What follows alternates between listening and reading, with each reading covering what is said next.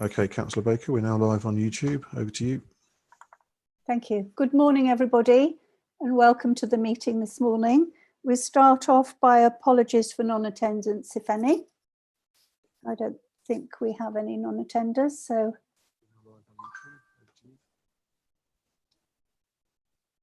If you're speaking, Chris, we can't hear you. I was not, sorry. Sorry, Okay. that was the YouTube live stream that was just catching up. Okay.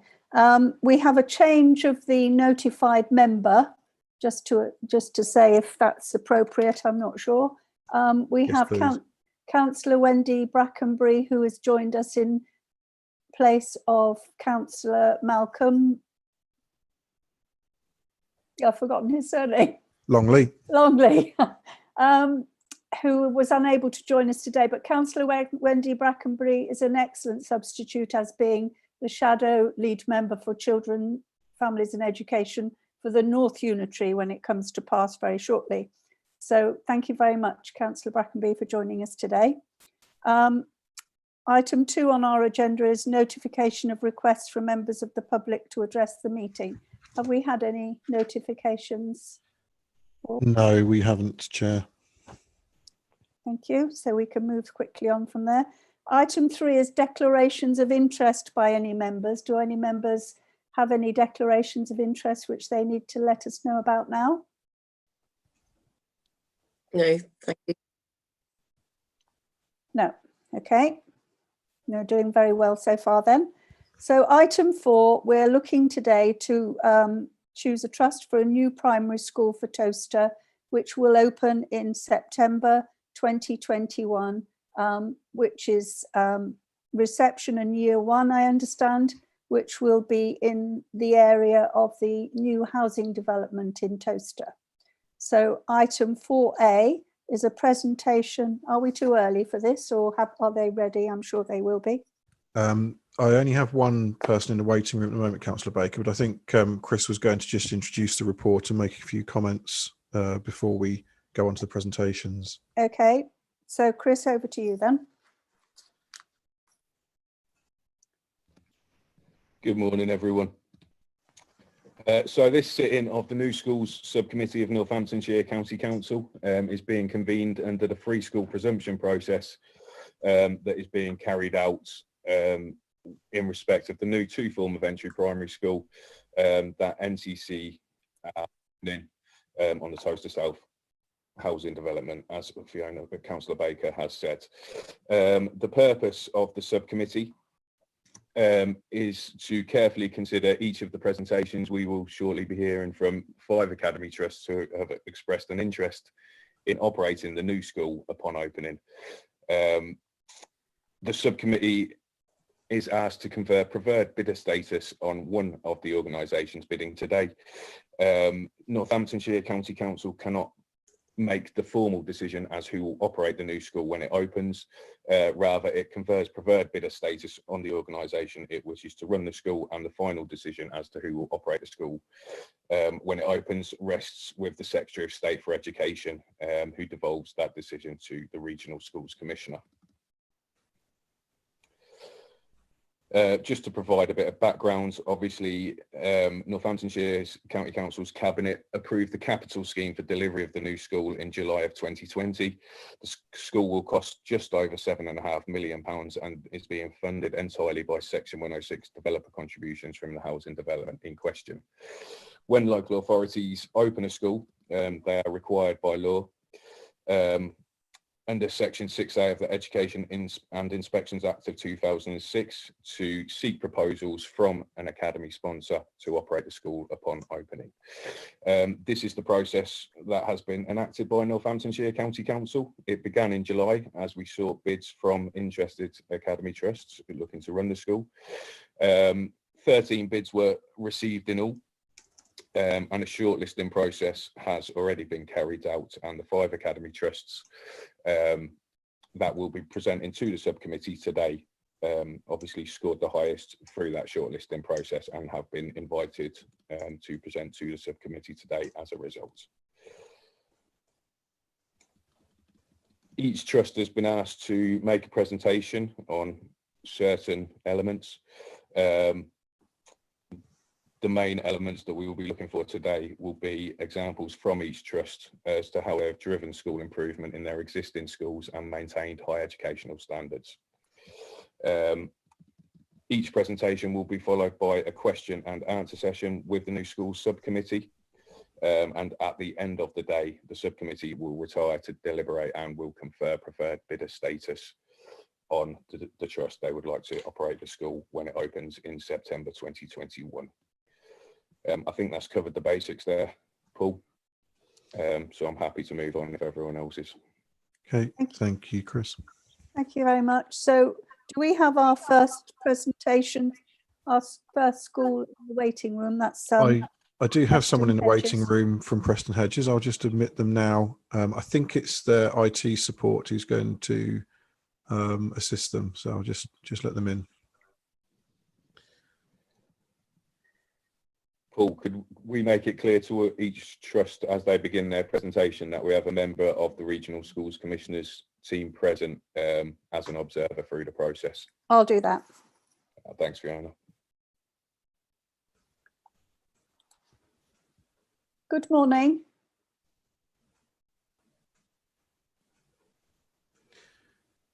Chair, I can't see that we've, oh, there we go. Sorry, I think they're just sorting their audio out, Chair.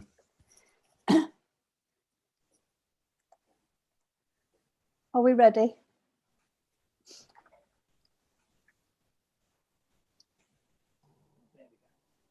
Good morning, would you like us to begin? Well, I was just going to work. We're just going through the procedure of watching your symbols to see if you could hear us, and you were all clicked in. So now that we know you're there, so good morning and thank you very much for joining us today. So this is for the panel members, the Preston Capes Primary School Trust.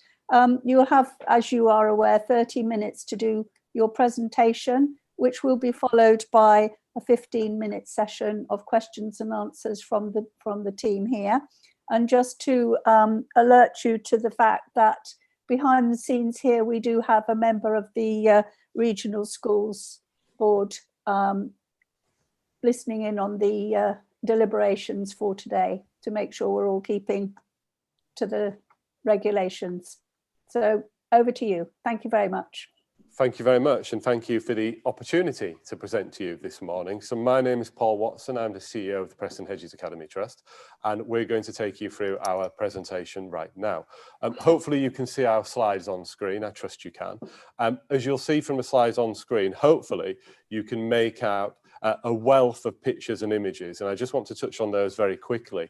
Within that, you'll see our mantra of fun, creativity and achievement. That's what we offer to all our children in our trust. That is our USP. And just to pick out a couple of those, if I may, you'll see in the top right-hand corner a beautiful sculpture made from recycled materials by our Year 5 children across the trust.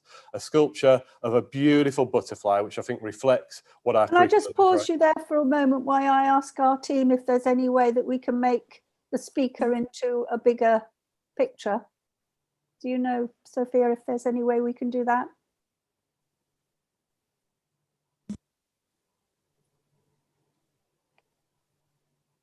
If you're speaking, we can't hear you. I've put you on speaker view now, so Okay. whoever's speaking will come up on the screen. Chair, can I just add, I can't see the presentation on the screen. It's just a very small. Yeah, that's what we're trying to address. Right, I thought, yeah, that's what I thought. Yeah. At the moment, no speakers are coming on the screen though, Sophia, because when I'm speaking, I'm not coming up as large. Okay, so are you, for the Preston Hedges team, are you proposing, if I just make you co-host, you'll be able to share your presentation on the screen? Okay, so you should have co-host rights now and you'll be able to share your presentation. There we go. That's better. Okay, can everyone Brilliant, see it now? thank you. That's fine, Yeah, thank you, because Thank you you. weren't doing yourself justice before, we couldn't see you, so thank you very much for that. Okay, Pleasure. No, thank you for the interjection. So as I was carry on saying, then. will do. As I was saying, fun, creativity and achievement is what we're about. And I was just drawing to your attention a couple of the pictures. You'll see the reindeer in the centre left, which represents the fun and how we bring communities together. To the left of the reindeer is a live language lesson. And when I say live, the chap who you can just about make out on the board is actually in China doing Mandarin with our children. And to the very left on the top, a beautiful graffiti art display, the sort of opportunities we give our children: fun, creativity and achievement. Next slide, please. I want to very quickly introduce to you our team that will be working with you this morning and sharing our bit. To my far right is Becky Hickford, who's the chair of our trust board. Just to my immediate right is Caroline Stewart. Caroline is the principal of Pine and Barnes School here, and Pine and Barnes was a school that we opened in partnership with you, which had its inspection from the DFE prior to its Ofsted inspection in December last year. And their judgment on that school, which would be very similar to the one in Towcester, was that it was an outstanding school. Caroline is also a lead Ofsted inspector herself. To my left is Tracy Coles, who's the principal of Parklands, a school that we took in 2018 and have turned round. Tracy is also principal at Preston Hedges Primary School as well. And to my far left is Bridget Philpott, who's our curriculum leader and works across the trust to deliver all the opportunities we've just talked about.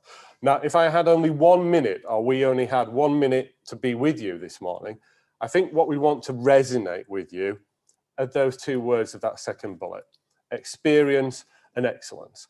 And that is what I think we can offer you and that community in Towcester. We have opened a new school before in partnership with you, and that is now oversubscribed and absolutely flying here at Pineham, where we are this morning. We also have Buckton Fields in pre-opening, which is at the north of the town, and that will open in September 2020. So a lot of the processes can just be moved across and replicated. And then excellence. Every trust wants to deliver the best for their communities, but we are passionate about excellence, and we feel with that experience we can guarantee that community an outstanding start. Next slide, please. And just for those of you who are not familiar with us, this is our family of schools, and we say family because we work together as we're doing this morning. We have Parklands that joined us in 2018 as a sponsored school, Pineham where we are this morning, Holme Chase, which joins us in December, Buckton Fields, our new school opening next September, and then Preston Hedges, where it all started out. I'm now going to hand over to Becky, who'll tell you a little bit about our trust. Next slide, please. Thank you. So what I want to take you through is really our purpose and the vision of the trust. And this is something that we've recently reviewed as part of our strategic roadmap to ensure that we've got the foundations in place to continue to move us forward. As a trust, we are proudly committed to improving the educational standards across Northamptonshire and Milton Keynes. Our core purpose is to ensure that we provide every child with an excellent education and the best possible start in life. We believe this is achieved by leveraging our strengths as a trust, which is our ethos, our vision, our ways of working, and our highly talented team of people. Our ethos of fun, creativity and achievement, as Paul's talked about, is really what makes us special and unique. Creating happy, confident learners, providing exceptional curriculum experiences that really spark their curiosity, their imagination, and really create a love of learning. And this enables us to achieve that fundamental aim of fulfilling every child's academic potential and preparing them to be confident, compassionate and tolerant citizens going out into the world. Towcester South would be joining our family of schools, and we really drive a culture of continuous improvement. Across each of our schools, we encourage a freedom to create a distinct offering that best serves the children and the community. But as a trust, what that enables us to do is to collaborate and support, challenge, and then innovate for the children across the whole of our trust. If we go to the next slide, you'll see that our vision is about ensuring that we are a high-performing trust. We want to be comparable with other outstanding trusts nationally. We aim for our pupil outcomes to be in the top quintile and for our Ofsted ratings to be good or outstanding across all of our schools. As I've already mentioned, we believe it's key for each school to support its community. And we give our principals and our local governing body that freedom to really shape a unique offering that is tailored to the community. We have a culture where our people are really at the heart of what we do. So we therefore focus on providing opportunities for exceptional professional development. We focus on the well-being of our teams and ensuring that we have highly effective ways of working. And ultimately, we strive for operational excellence across the trust, making sure that we've got the right systems and processes in place to support all aspects of what it is that we do. Next slide. And so I'll speak a little bit about how we work on school improvement in the Trust. And I think what makes our Trust so special is that we're a team of experienced educators who are absolutely passionate about creating and giving our children the very best possible school experience. We have really robust, tried and tested systems, and that enables us to critically evaluate our schools and really drive school improvement. And we have a proven track record of high outcomes across our schools, and we are really successful as a trust at driving school improvement. So when we had an opportunity in September 2018 for Parklands Primary to come on board, we felt confident that we could make a difference there. Even though the school had very low starting points, we set our sights high and looked to achieve good as quickly as possible, because that's actually what the children there really deserve. So we put in place our tried and tested systems. We leveraged support from our expert teams across our schools to ensure that we had a robust curriculum and improved teaching and learning for our children, giving them the right provision to really learn well. We then prioritised our focus to reception in year one, ensuring that they had the right physical and financial resource to do really well in those pivotal school years. And as a result, in that first year, there was significant improvement in provision and in outcomes across the school. And our school improvement partner, who's also an offset inspector, who had been part of our monitoring process since day one, very rigorously and robustly monitoring us, is very confident, as are we, that Parklands Primary School will achieve good in its first offset inspection. Next slide, thank you. We are really ambitious for our children, for all of our children, and we target and monitor them really well. And we take a very individualized approach to all of our children, making sure that they have their specific needs met. And this works particularly well with our disadvantaged pupils because they're getting very precise and focused learning and support. In Parklands Primary School in its first year, over 80% of Year 6 disadvantaged pupils achieved reading, writing and maths combined at age expected or above, which is significantly above national. We also work really hard to identify SEND children quickly so that we can put the right provision in place for them. And we have a child in one of our schools who has significant needs and whose parents were adamant that they were just really waiting for a special school place. However, that child is now still with us, they're full-time, and they have a very personalised curriculum because they have not just academic needs, but physical needs as well. And he's making really good progress and really settled and happy in our schools. And all of this success comes because we're a team who collaborate, and we have that experience and expertise to be able to really help and support each other. We challenge each other, we drive and we collaborate well to make sure that our teams can go on and support and drive and challenge, really creating a self-improving culture of our schools that keep them driving forward. And that's something that we would bring if we were successful in the bid for the Towcester School. Next slide, thank you. As a trust, we have a proven track record of opening and building new school communities here at Pineham that has the same high expectations as our other outstanding school in the trust, but yet is distinctive and unique to serve and meet the needs of its local community. How have we achieved this? Well, we have achieved this because we have a commonality. The commonalities are our systems and processes which ensure that we deliver outstanding teaching and learning to our children in our schools. We have, and we can draw upon the foundation of this, which is collaboration. We are able to then draw on the expertise of leaders and practitioners from across the trust who are highly effective to support school improvement in all our schools, which leads to robust outcomes for our pupils and sustained outcomes to ensure that we continue to develop to provide them with that outstanding start. This can be seen in Pineham Barnes. If you look at our data for our phonics data in 2018, 92% of our pupils achieved the phonics score. This increased in 2019 to 93%, which was well above the national average and in the top quintile of schools nationally.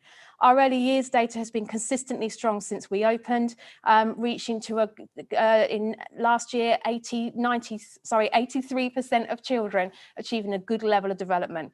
In Key Stage 1, it has continued as well. Since we opened, our children achieving an expected level has been in line with national and above national, especially and significantly above in mathematics and writing. At greater depth, we have significant proportions of children achieving a greater depth. This just demonstrates, alongside our DFE report that said that we are an outstanding school, that we have opened our schools successfully. We have these high expectations, but it's not just about ensuring that we have high expectations. Opening a new school is about creating a buzz in the local community, ensuring that they have a real sense of the vision of our school. And we have the strategy to do that. We've already achieved this very successfully. Before Pride and Barnes was even opened, we collaborated with all stakeholders, families, to ensure that they had a good understanding of our vision and to ensure as well that they were actually really able to start building those partnerships before the school even opened. This was highly successful. There was lots of correspondence and lots of opportunities for them to engage through Twitter and website to see the development of their school. One of the really important things we did, and we would continue to do with the Towcester School, is to ensure that we engage with the pupils who will be coming here. So we provided them with opportunities to engage with curriculum opportunities, but also we provided them with golden tickets. Every child was sent an addressed envelope to them with a golden ticket, inviting them to come and see their new school, to meet the staff, to meet the team, and to be excited about what their new school could bring. I also hand wrote each child a book and delivered it to them, which encapsulated what the vision was for our school. So again, they were excited. All of these things have ensured that for Pine and Barnes, we have successfully filled all our spaces. We have been oversubscribed, and we have a really strong and positive reputation in our local community. Families want to come to our school. But this just demonstrates that we have the skills and expertise to be able to deliver this in Towcester South to an outstanding school and make sure that we provide those children with an exceptional opportunity, an outstanding school under the umbrella of fun, creativity and achievement. Next slide, please. So the Preston Hedges Academy Trust has an entirely bespoke curriculum. It's built on our intent of fun, creativity and achievement. And because it has been designed and made by us, it isn't available anywhere else. Our curriculum was constructed collaboratively across the trust. We've utilised all of our expert practitioners and shared our specialist knowledge. And by doing this, we've created an equal opportunity for learning in all of our schools and for all of our children. Everyone has access to an outstanding curriculum whilst celebrating their local community. Our topics harness our intent of fun and creativity. For example, we have things like fashion design in years as early as year 1, where the children walk on a catwalk with flashing lights and music to celebrate their end result. And we then go through to more challenging topics like the Vietnam War in year 6, which demonstrates the broad and balanced curriculum that we offer within our trust. But how do we ensure progression and development? Well, because we designed the curriculum for all of our subjects, we've been able to break them down into topics for each year group, which are fun and creative and engage the children. The topics are then broken down into knowledge and skills that work in tandem, because we know how important it is for children not to just learn facts, but to be able to apply their learning, understand the context and become well-rounded learners, secondary ready. So our knowledge is taught sequentially. Our prior knowledge always links into the next lesson and the children are made aware of that and they can tell us what that is. And our skills are progressive year on year. So for instance, we can take skills like recall in reception and develop that through the school to finish with inter-school debates in year 6, which is really an outstanding achievement. Our systems avoid unnecessary repetition and they ensure that we can fill any learning gaps because we own the whole of our curriculum. We can see it all the time.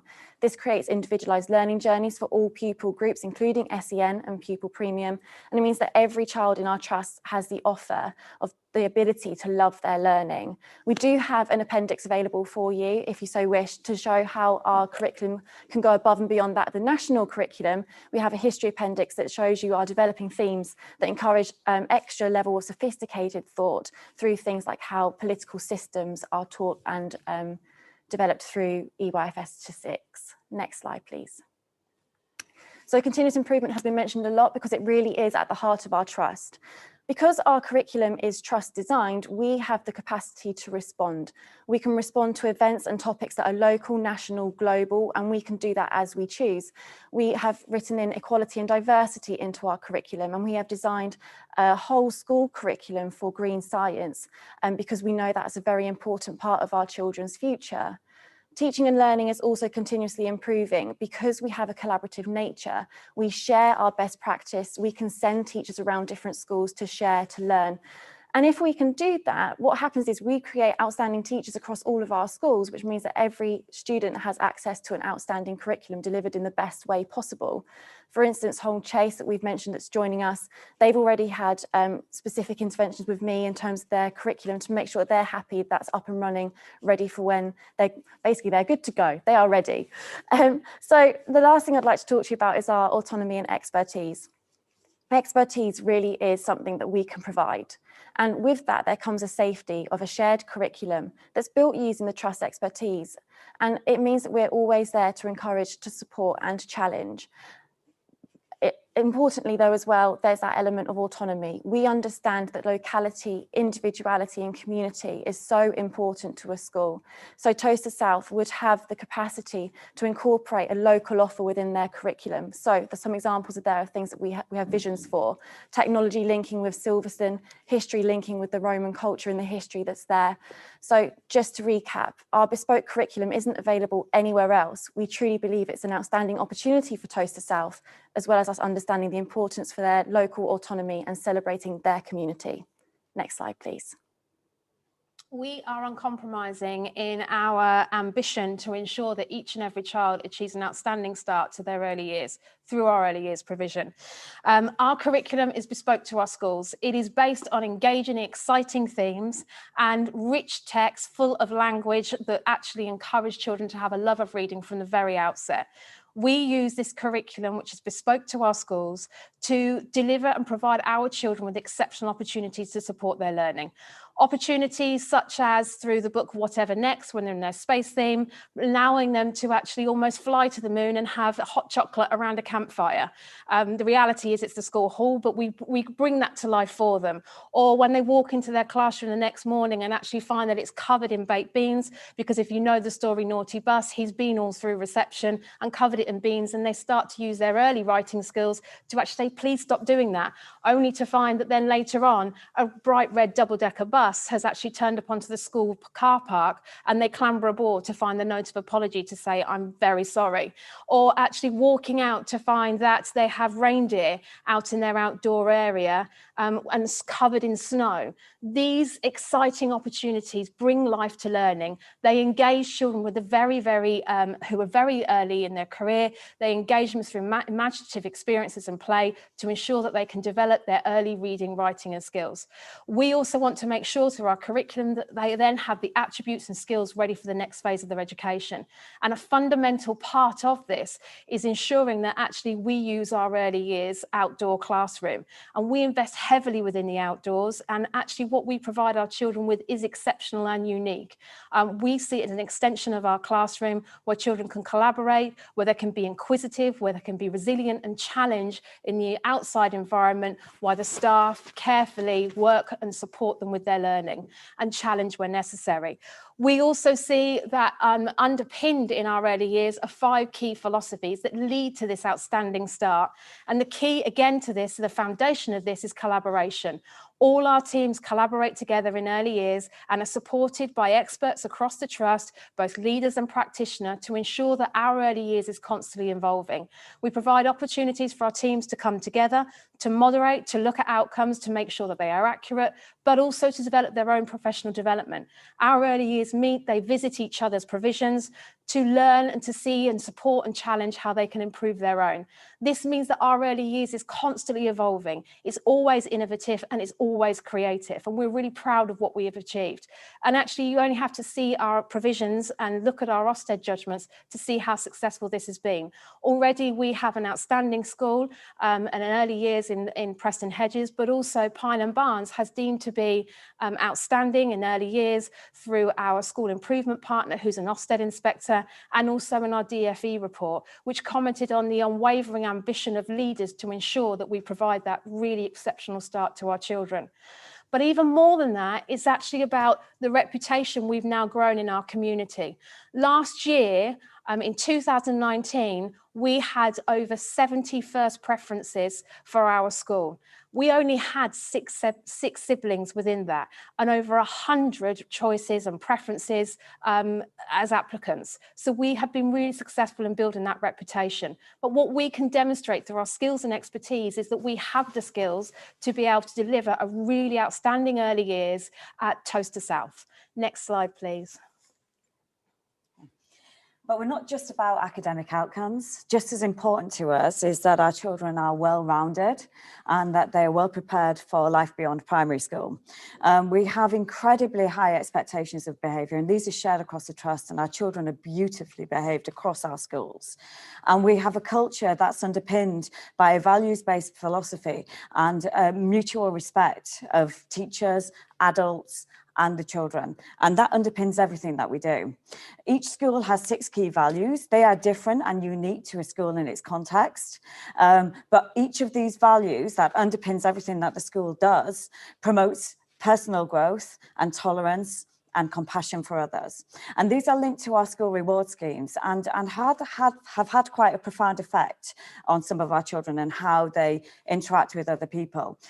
We had a little girl in one of our schools who insisted on Christmas morning that her entire family went down to the local Hope Centre and fed the homeless before they started to celebrate. And we do have these exceptional children who are so focused, so keen to learn. Our school improvement partner, again, comments across all of our children in the trust and makes a note of how well behaved they are, how much they respect each other, and how they are so keen to learn and to be engaged and to have challenging activities. And our children are really happy at coming to school in our trust. They're very proud of being part of our family of schools. And as a result, we have really high attendance, and we have had no exclusions in the school since we became a MAP. Next slide, please. And so to celebrate our fabulous children, we have a number of trust innovations. We have our golden ties, which reward 2 children from each year who have shown those values exceptionally well. They get a special tie in a special ceremony and can wear that for a year and be seen as a role model for all the children in the schools. We're also very, very focused on giving our children a voice. We want them to be able to have a say in their school, and all of our schools have systems in place to provide an open dialogue around the school, behaviours, attitudes, and those other really important elements such as equality and diversity that it's really important that the children can articulate well. And as a result, our children are exceptionally secondary ready. We're incredibly proud about how well our children cope with things such as challenging interview processes to get onto STEM projects. And we're forever hearing from parents about our children who've been recognised at local secondary school for rewards and merits. And I think that, that's what we are as a trust, and that's what we will bring to a school in Towcester, that we're not just about developing our children into academic children and academic adults. We want to ensure that our children have promoted to be citizens of their community and can go on to be the kind of children and kind of adults that we want them to be. Next slide. Building on what Tracy says, it's also important to us that we provide our children with a cultural capital ready for the next phase of their education and beyond. One of our projects we're really, really proud of is our Shakespeare, where we link with the Royal Shakespeare Company from reception to year 6 and provide this on an annual basis. Things we also do is we take the children in Key Stage 2 to the Houses of Parliament to ensure that they begin to and further deepen their understanding of law and democracy. We also ensure that through our Worldly Wise Weeks, which we look at annually, that the children have an opportunity to question different stereotypes, including gender and race. They have a real understanding of equality, and we achieve this through the opportunities and the experiences we provide our children with, so that they have an innate respect and tolerance as we move forward. Another important part of our curriculum that we offer is our eco curriculum, which we're very proud of. And again, this is to ensure that our children are those active citizens of the future, and they have a deep understanding of the challenges that we face. So we look at things to do with recycling, to do with climate change, and explore these with them on a termly basis. One of the other things we're proud linked to this is we have planet protectors in all our school to further raise the profile of this in our school community and also beyond. Another important part of our curriculum, which you'll see on the photo that you have on your slide, is about our wellbeing curriculum. And this again is unique to our schools. We have five ways of wellbeing, which we want to use to create confident and empathetic learners. Through these, we celebrate and focus on different areas, providing opportunities to connect with different groups of people, including residential homes for the elderly, but also that they learn new skills to keep learning. So they have an opportunity to knit in year one, to learn yo-yoing, play chess, taekwondo, all these different things. But more importantly, it's enabled them to develop their own mental resilience, have the strategies to move forward. And we celebrate these through our Wellbeing Wednesdays, which we have across the Trust. This is just a further way that we support our children and provide and ensure that they are exceptional children of the future. Next slide, please. So what will that look like in Towcester at the new school, which is planned for next September? We intend to take the best of Northamptonshire, the technology and inspiration at Silverstone, the excitement that's generated through the racecourse just over the road, but also harness the best of Towcester, the beautiful town that it is. Some of the Trust staff went and spoke to the residents over summer. They were proud of their heritage. They told us about its Roman history. And we want to embrace that and help create a new Towcester, the new development plus the old town coming together as one. What we will offer you as well is a fresh approach. We will engage with the community, the local schools, but we'll bring fresh ideas that you've heard about this morning and a determination, a desire and a passion to make sure the children get an outstanding start. We totally understand the importance of engaging with the community and could very quickly get our website underway, leaflet parents, reach out with your support to local community groups and make sure everyone feels like it's their school, just as we did at Pine and Barnes. We've identified things to make the school curriculum exceptional, local innovation that I've just mentioned, the very best technology. In Buckton Fields, there are plans to have an ICT cafe where we can extend the school day so children can access home learning, parents can come in and support drone technology to help field study and enjoy the environment. Alongside that, our environmental innovation, which is just so important in today's world. And probably most importantly, that strong health and well-being curriculum, because these are going to be children, preschool children now, who have grown up in today's world with everything that the pandemic have brought, a commitment to clubs from day one, a commitment to a wellbeing curriculum. So we are ready for pre-opening. And before I hand to Becky to summarise, what I want to repeat just one last time is that our experience and our expertise means that we will do everything in our power, not to make this a good school, but to make this one of the best schools in Northamptonshire. Because just like you, we're proud and passionate of Northamptonshire. Becky, next slide, please. Thank you. So hopefully you will have seen through our presentation that we are passionate about what we do. As a chair, I am immensely proud of what we've achieved as a trust, and we've taken strategic decisions at key moments that have enabled us to successfully grow, and we continue to have ambitions for the future. We've grown real strength and depth across our leadership, our governance, and our teaching teams that has created capacity for us as a trust. We know and are committed to Northamptonshire in terms of growing the trust and raising those educational standards for our children. Caroline shared with you how she and her team worked to establish that community at the heart of Pineham. And this is critical, we recognise, for a new housing estate to create that focal point and that centre for residents. And based on our experience, we understand how to bring people together, and we would ensure that we make the connection, as Paul said, with the old community and the new, through the engagement of local stakeholders and, as you've heard, through the children's curriculum. We've also highlighted that we have the experience to be able to open a new school. We believe we can be successful in opening Towcester South, and we have the experience to deliver an exceptional curriculum experience that would bring the children's learning to life. And we see this is critical in the early years, where we have an exceptional provision across our trust that we then continue to build throughout the school. Thank you very much for your time, and I appreciate now we're going to go over to questions. Could we have a full screen, Chris, please, now? Thank you very much for your very enlightening presentation. And it was very remiss of me at the beginning not to introduce you to the people that we have on the screen today. And those of you who can see the pictures, I'm going to introduce you to, I am Councillor Fiona Baker. I'm currently the lead member for Children, Families and Education at Northamptonshire County Council, and also the shadow lead member for the New West Unitary Council when it comes into being next year.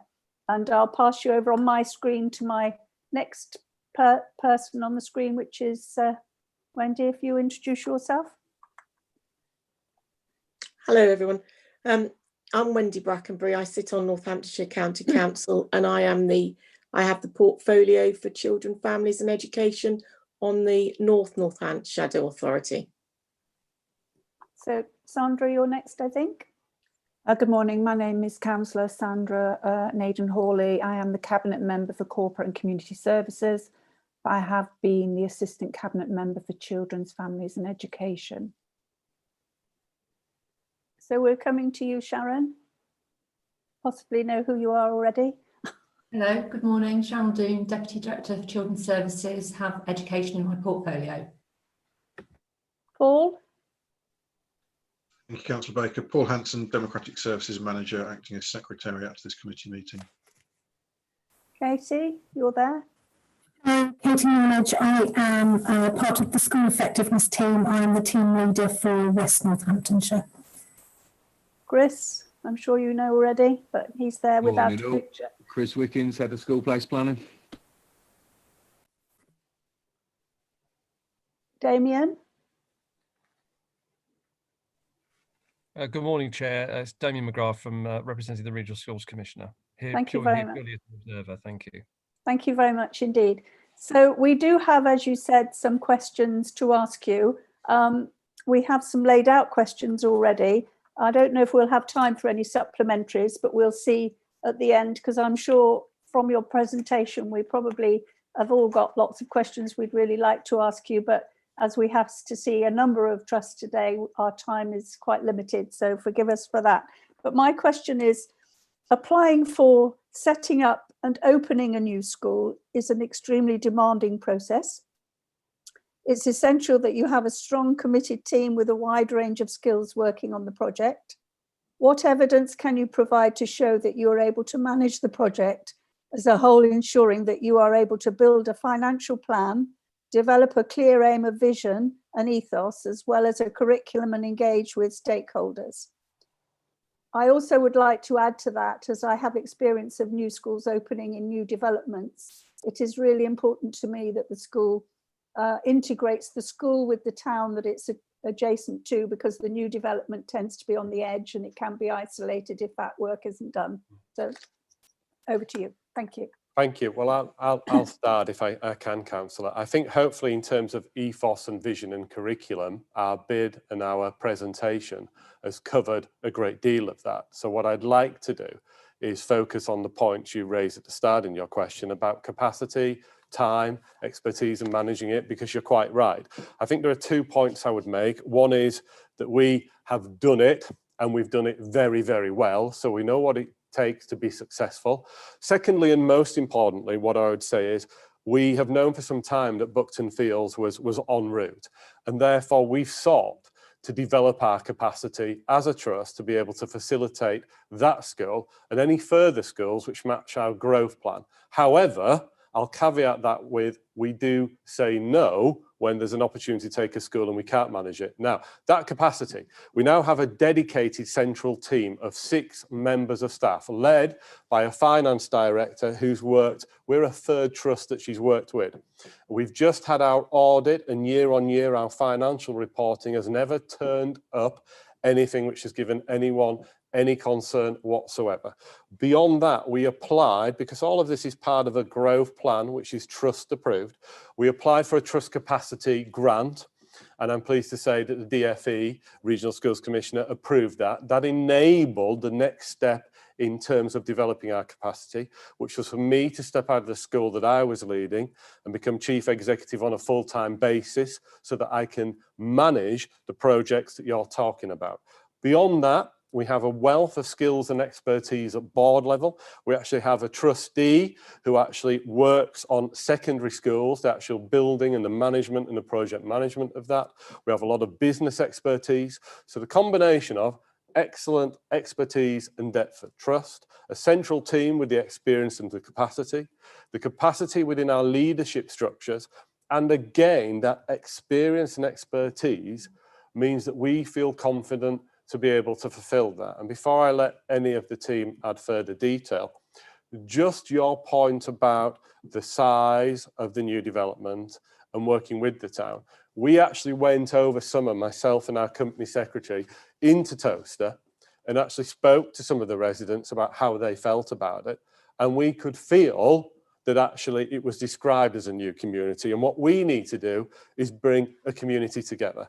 So we will work with the local governing board we established to do just that. And we've already had conversations about having Roman days where we invite the wider community into the school, making use of the sports pitch and the facilities, opening up more widely some of the health programs and wellbeing programs we offer. So we're committed. We will see ourselves there to serve a community, but part of a bigger community. We want it to fuse as one town. Would any of the other members of our team like to add anything?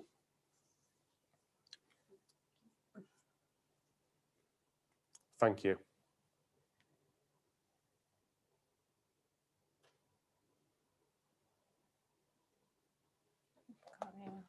Oh, sorry, we can't hear you, I'm afraid. You're on mute, Sharon. Sorry. We'll now move on to our second question, which is from Councillor Wendy Brackenbury. Hello. Can you tell me, please, what would I see if I were to walk into your school, and what would staff and pupils tell me? Lovely. I'm going to offer Mrs. Stewart the opportunity to answer that question. I'm really proud, Wendy, what I would say, of when you walk into any of our schools.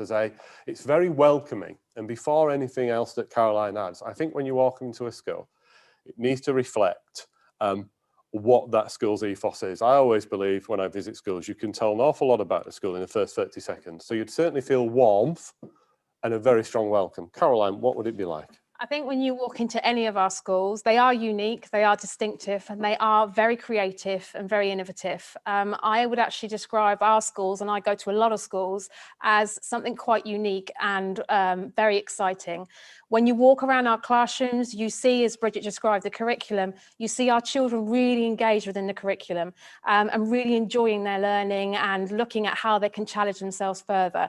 They're resilient, they're confident learners, and that creates a really sense of pride amongst all our schools. For our staff are proud to work in part of our trust, and we all are proud to be on the journey that we're on to ensure that we achieve and that we support our children to find that outstanding element. And there's lots of collaboration and teamwork and engagement amongst the staff as well. Anything else? And I'd just add to that, Wendy, as well, you wouldn't have to go in to see us because our leaders are always outside at the start and end of the day.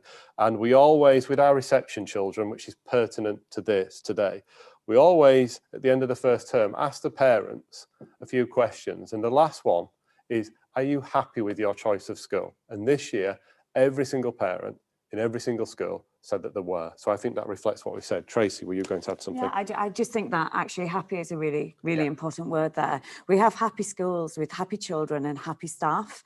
We have our staff tend to stick around and be developed by us, and our children. And it's something I've experienced because we, of course, took on and sponsored Parklands and took it from a curriculum that wasn't very good to our curriculum. And the commentary of the children about how excited and engaged and enthused they are by their learning, I think that's what you would feel, and you would feel it as soon as you walk through the door. Actually, we're really proud of that and proud of our cultures. Thank you. That's really good to hear that happy and warmth. That's good. Thank you. Thank you. Our third question for you will be from Councillor Sandra Naden-Hawley. Good morning. Thank you very much for your presentation. I was particularly interested in the innovative things that you are doing for your pupils. And as an ex-teacher myself, I am very interested in the answer to this question. So strong leadership is vital to the success of any school. So please, can you give me examples of how you will seek or have sought to recruit a talented and visionary head teacher, and what measures will you put in place to ensure that they are supported, challenged and developed to lead the school successfully? And I'd like to add to that, conversely, what steps would you take should the quality of leadership be in question? Thank you. Thank you. I totally agree with you that leadership in school is the single and most fundamental key thing. We do lots of things at a trust and board level. We have people who can hold myself and the team you see today to account. So within our board and structures, governance structures, we have 3 Ofsted inspectors who, believe me, provide us with effective challenge on an ongoing basis. In terms of how recruitment works, we have to get this right, and this person has to understand the culture and ethos that we've described to you today. And the way we guarantee that is that when we open a new school, we have an executive principal. We've just done that for Buckton, so Caroline is going to do Buckton with her expertise, who works 1 day a week to make sure that the strategy, the culture is effectively implemented. They take the big picture, if you will. And then on the ground, we have a day-to-day principal who's there for the communities and the families. That principal will start their role in Easter. So it's their school and they get to shape it with the support of the executive principal. They get to know the families. They organise, hopefully, in a new world, a picnic where they come in over summer. They deliver their first book to them. They send them their invitation to come in. So we'll have that duality. Then we have the processes at trust level, at governing body level to support that. In answer to your second question about if it doesn't work, it has to work. And therefore, there will be accountability and performance management. And if it doesn't work, and we work in a world where it should, because that's about the right support, that's about clarity, that's about cohesion. If it doesn't, then we will take steps where we hold that person to account. And that could mean that we intensify the support, and I have to go in there for a while to ensure that's there. And we have that capacity now for me to do that. Ultimately, if that's the case, they won't be the person to lead that school going forward. But we work in a positive way. But it's systems, it's processes. I think the bit that we did different, and we learned that from a big trust in the north of the country, is that when you bring someone in who is new, give them a transition, Easter to summer, but give them an experienced leader as an executive principal to help them, to support them, and we get that right. The final point I want to make before I open it up, in terms of talent and recruitment and development, just this week, we've got all 10 assistant principals working with a leadership development company who specialise in the private sector to actually develop their leadership skills through away days, coaching and mentoring, and crucially, to learn about how our culture works. We say it's a people-based company with people-based relationships. How does that work? What does it feel like? How do you be successful for us? So hopefully that encompasses most of what you asked. Would any of the team like to add anything extra? No, I think as Paul's described, I think that it's that support mechanism that sits behind that. So the performance management, the training, the development, and then the mentoring from the executive principal that really supports and embeds and ensures that really we've got the culture running through each of our schools and enables that principal to grow and learn, but in a kind of way that is supportive. Thank you very much for that. Thank you. That we have those same 3 questions that we intend to ask all of the applications today, so that we will be comparing comparatively across all of the trusts putting forward. But I think there's time now for us to ask a couple of supplementary questions. And I first, as I'm the chairman, I'm pleased to be able to go first.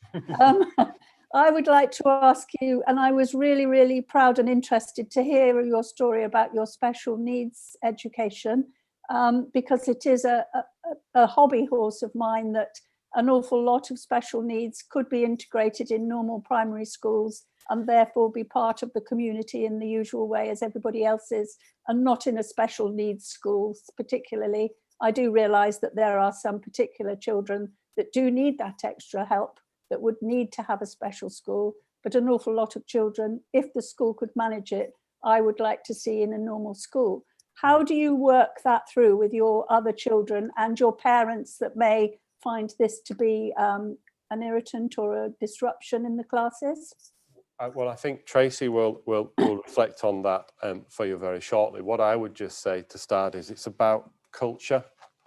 And I think it's about having clear aspirations and expectations. I think my view and my philosophy is aligned to yours.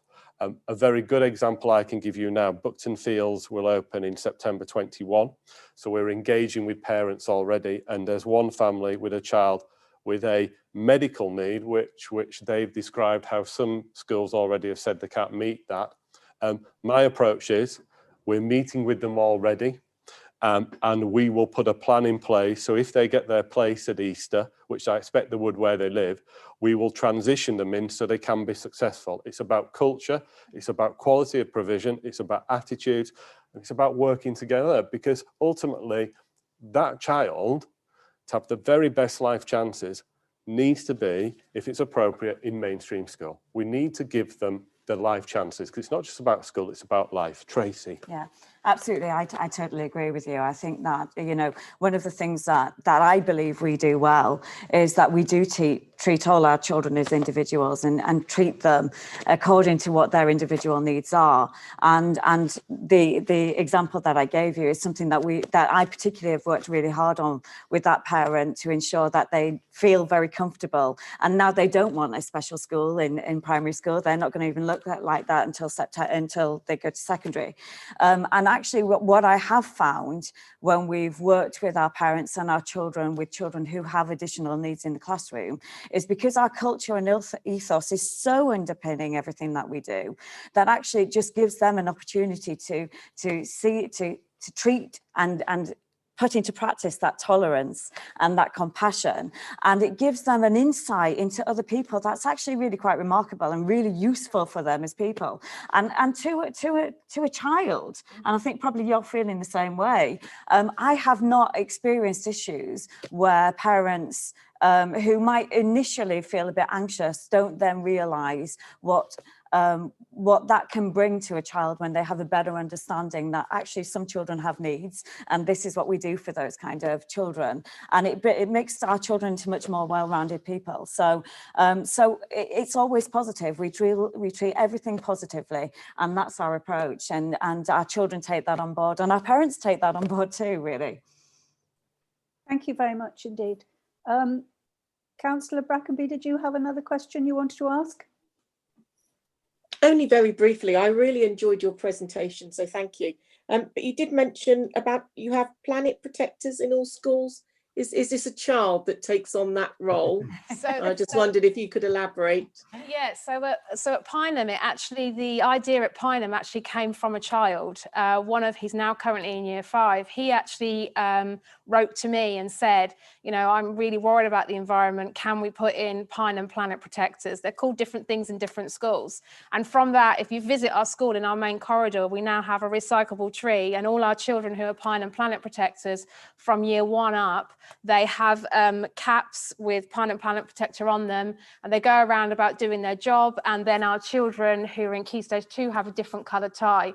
And actually, that's what we believe in. It's very much about the child and what, you know, their initiative, and about, as we've talked about, it's about handing over that autonomy to them and making them realise that they can do things through the environment to change and to bring about the change. And, you know, they've challenged me with my printer. I've got a big sign now on my printer in my office, and they work to support the school environment across the school, to raise the profile of environment. And we're actually now also featuring their work on our newsletters as well. So that came from the child, and it's very much about them, and they're voted in by the children as well.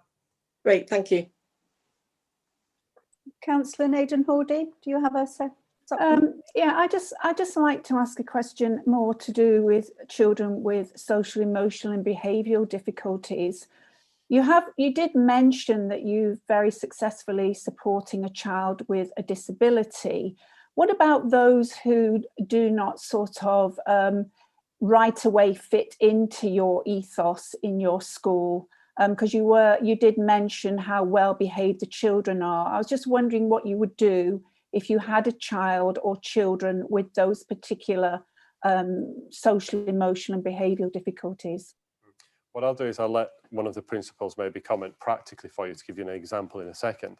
I think that again goes back to culture, it goes back to transition into schools. When we think about Towcester South, being very clear with our parents, and then working in a can-do positive way, which is about gauging the right expertise from the council and beyond, and having a flexibility about provision. So, for example, if a child comes into school age 4 but isn't quite ready, there's more structure than nursery, then let's be flexible. Maybe they need a little bit of a shorter day for 2 weeks and then they can come in full time. Let's make sure we're communicating with the parents. Let's look at the bits of the curriculum that don't work for them and shape it so it does. And actually, if you establish relationships with the parents, if you have a good understanding of that child and its needs, if you adjust your provision accordingly, and then you work proactively, then you can broadly achieve just about anything. If it becomes to a point where there was disruption or it was too bad, obviously we'd deal with that differently. But if we're talking about children who need that extra support, then it's about being there for them. It's about creating lunchtime clubs. It's about having pastoral and support staff available to support them.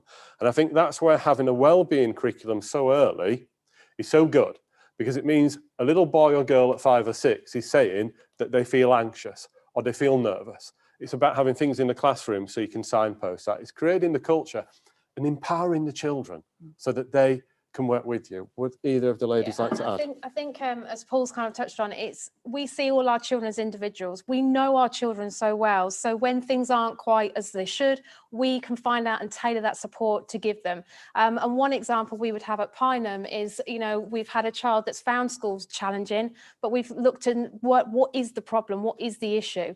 We've worked very closely with the parents to ensure that we have that partnership, and we've actually given him additional support within school. So he has drawing for talking so that he can talk about his emotions because he finds it really challenging.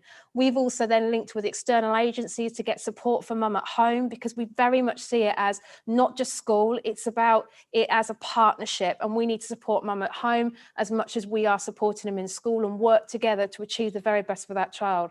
So through that, the parents have had support at home, and we're actually also providing the child through our pupil premium with external support for therapy. So he's actually having that through that so that we can ensure that he has a successful start to his school career. And it's been highly successful and he's doing really well. And all of our schools have adults who are trained in mental first aid. So we all have that, and we all have adults who are out of class and are there for the provision of children's well-being. And I think that, you might have children who struggle sometimes with different things, and it's about us putting that support in place. But we are predominantly positive, and we look for how to make our children successful, not how to avoid their success. We put steps in place that can give them targets to go to, that they can be proud of, that help to develop them into those kind of children who follow our culture and follow our ethos. Thank you very much for those answers. Very interesting and very succinctly put. Thank you. Thank you very much. Does anybody else have anything that they wish to add at this stage? Nope. Well, I'd just like to thank you all very much for your presentation. I'm sure myself, and I certainly did, and my colleagues will have found this exceedingly interesting, to learn more about your schools that are in our county. And you've done a good job at presenting your school to us. So thank you very much indeed. We will be giving our views to the Department of Education at the end of the day. So it won't be an instant decision. But we will be giving them our recommendations. So thank you very much indeed. Thank you all. Thank you very much. Thank you. Thank you. Bye.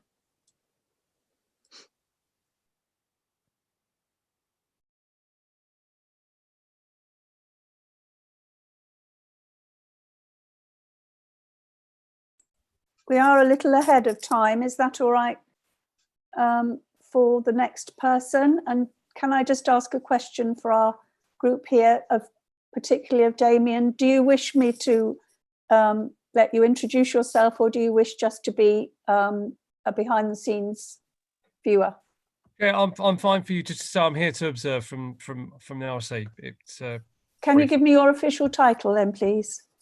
I'm a team leader working with the Regional Schools Commissioner.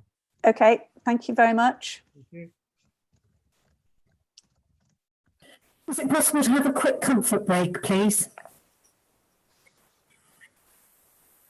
Yes, I think we've got time, haven't we? Can you pause are you able to pause our video, Paul? You can I can turn videos off, Chair, and if everyone mutes their microphone, we can take 5 minutes, but I'll leave the YouTube stream running for just consistency.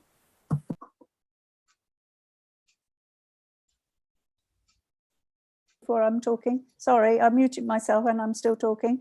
Our next person is due at 11:15, so if we come back a couple of minutes before that, that would be good. Thank you. I think I've got them in the waiting room, Chair, so I can sort that out. Thank you very much indeed.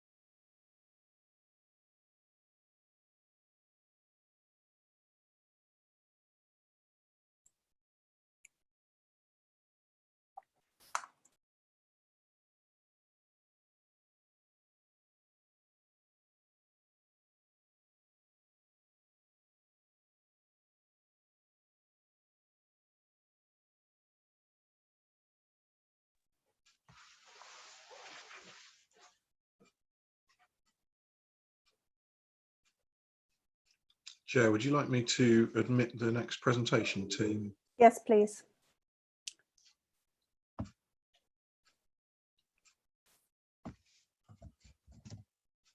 I'm going to do the introductions at the beginning this time, just to warn people.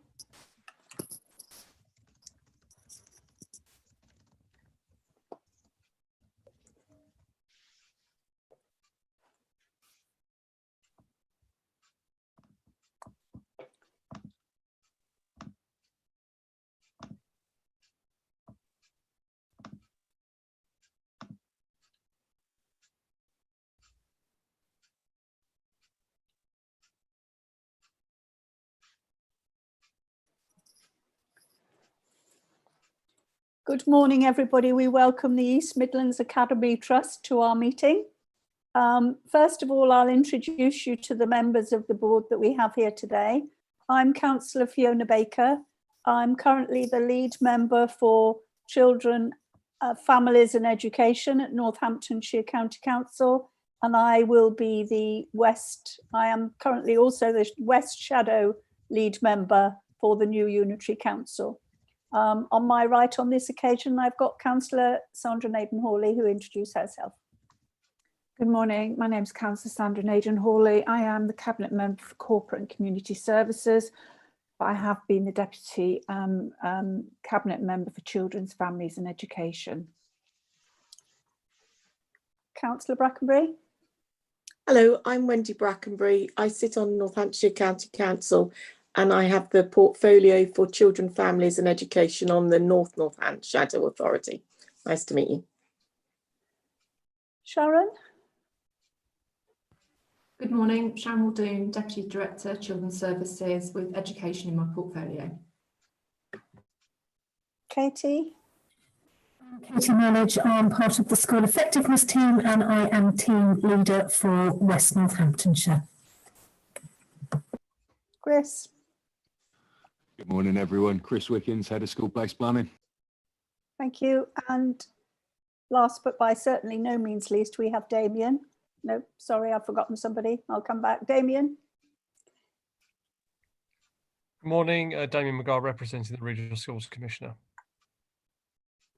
And we have our very helpful democratic support from Paul, if you introduce yourself.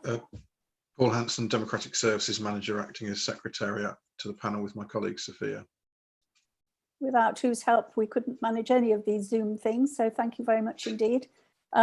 So welcome to our board, and we're going to pass over to you for, I don't know whether you've got slides, or do you have slides for your presentation, or are you just talking?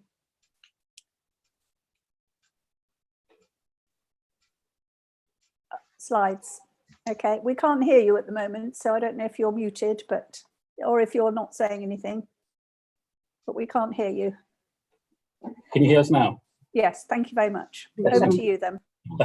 Thank you very much. And it's an absolute privilege to be here, hopefully presenting a compelling case to you to be able to run what is a fantastic opportunity for Towcester Primary. The best job in the world, really, running East Midlands Academy Trust. I have a great team around me, and I'll introduce those in a moment. And we're supported by an amazing group of individuals who are volunteers who give their time freely as trustees and governors to ensure our governance is robust and challenging to make sure we get the best outcomes for our children and achieve what is our purpose, and that's that every child can be the best they can be. So if I introduce our team, so we have Paul Wheeler, who's our Finance and Operations Director. We have Charles Osborne, who's a lead academy improvement partner and our executive head teacher for secondary.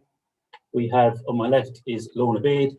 She is the head teacher for Castle Primary School and a lead academy partner alongside Giles, and is part of our school effectiveness and improvement team, who are driving two key concepts that we have within East Midlands Academy Trust. That is that we have quality assurance as well as quality improvement to make sure we can get the best outcomes for our children, not only in the short term, but in the longer term.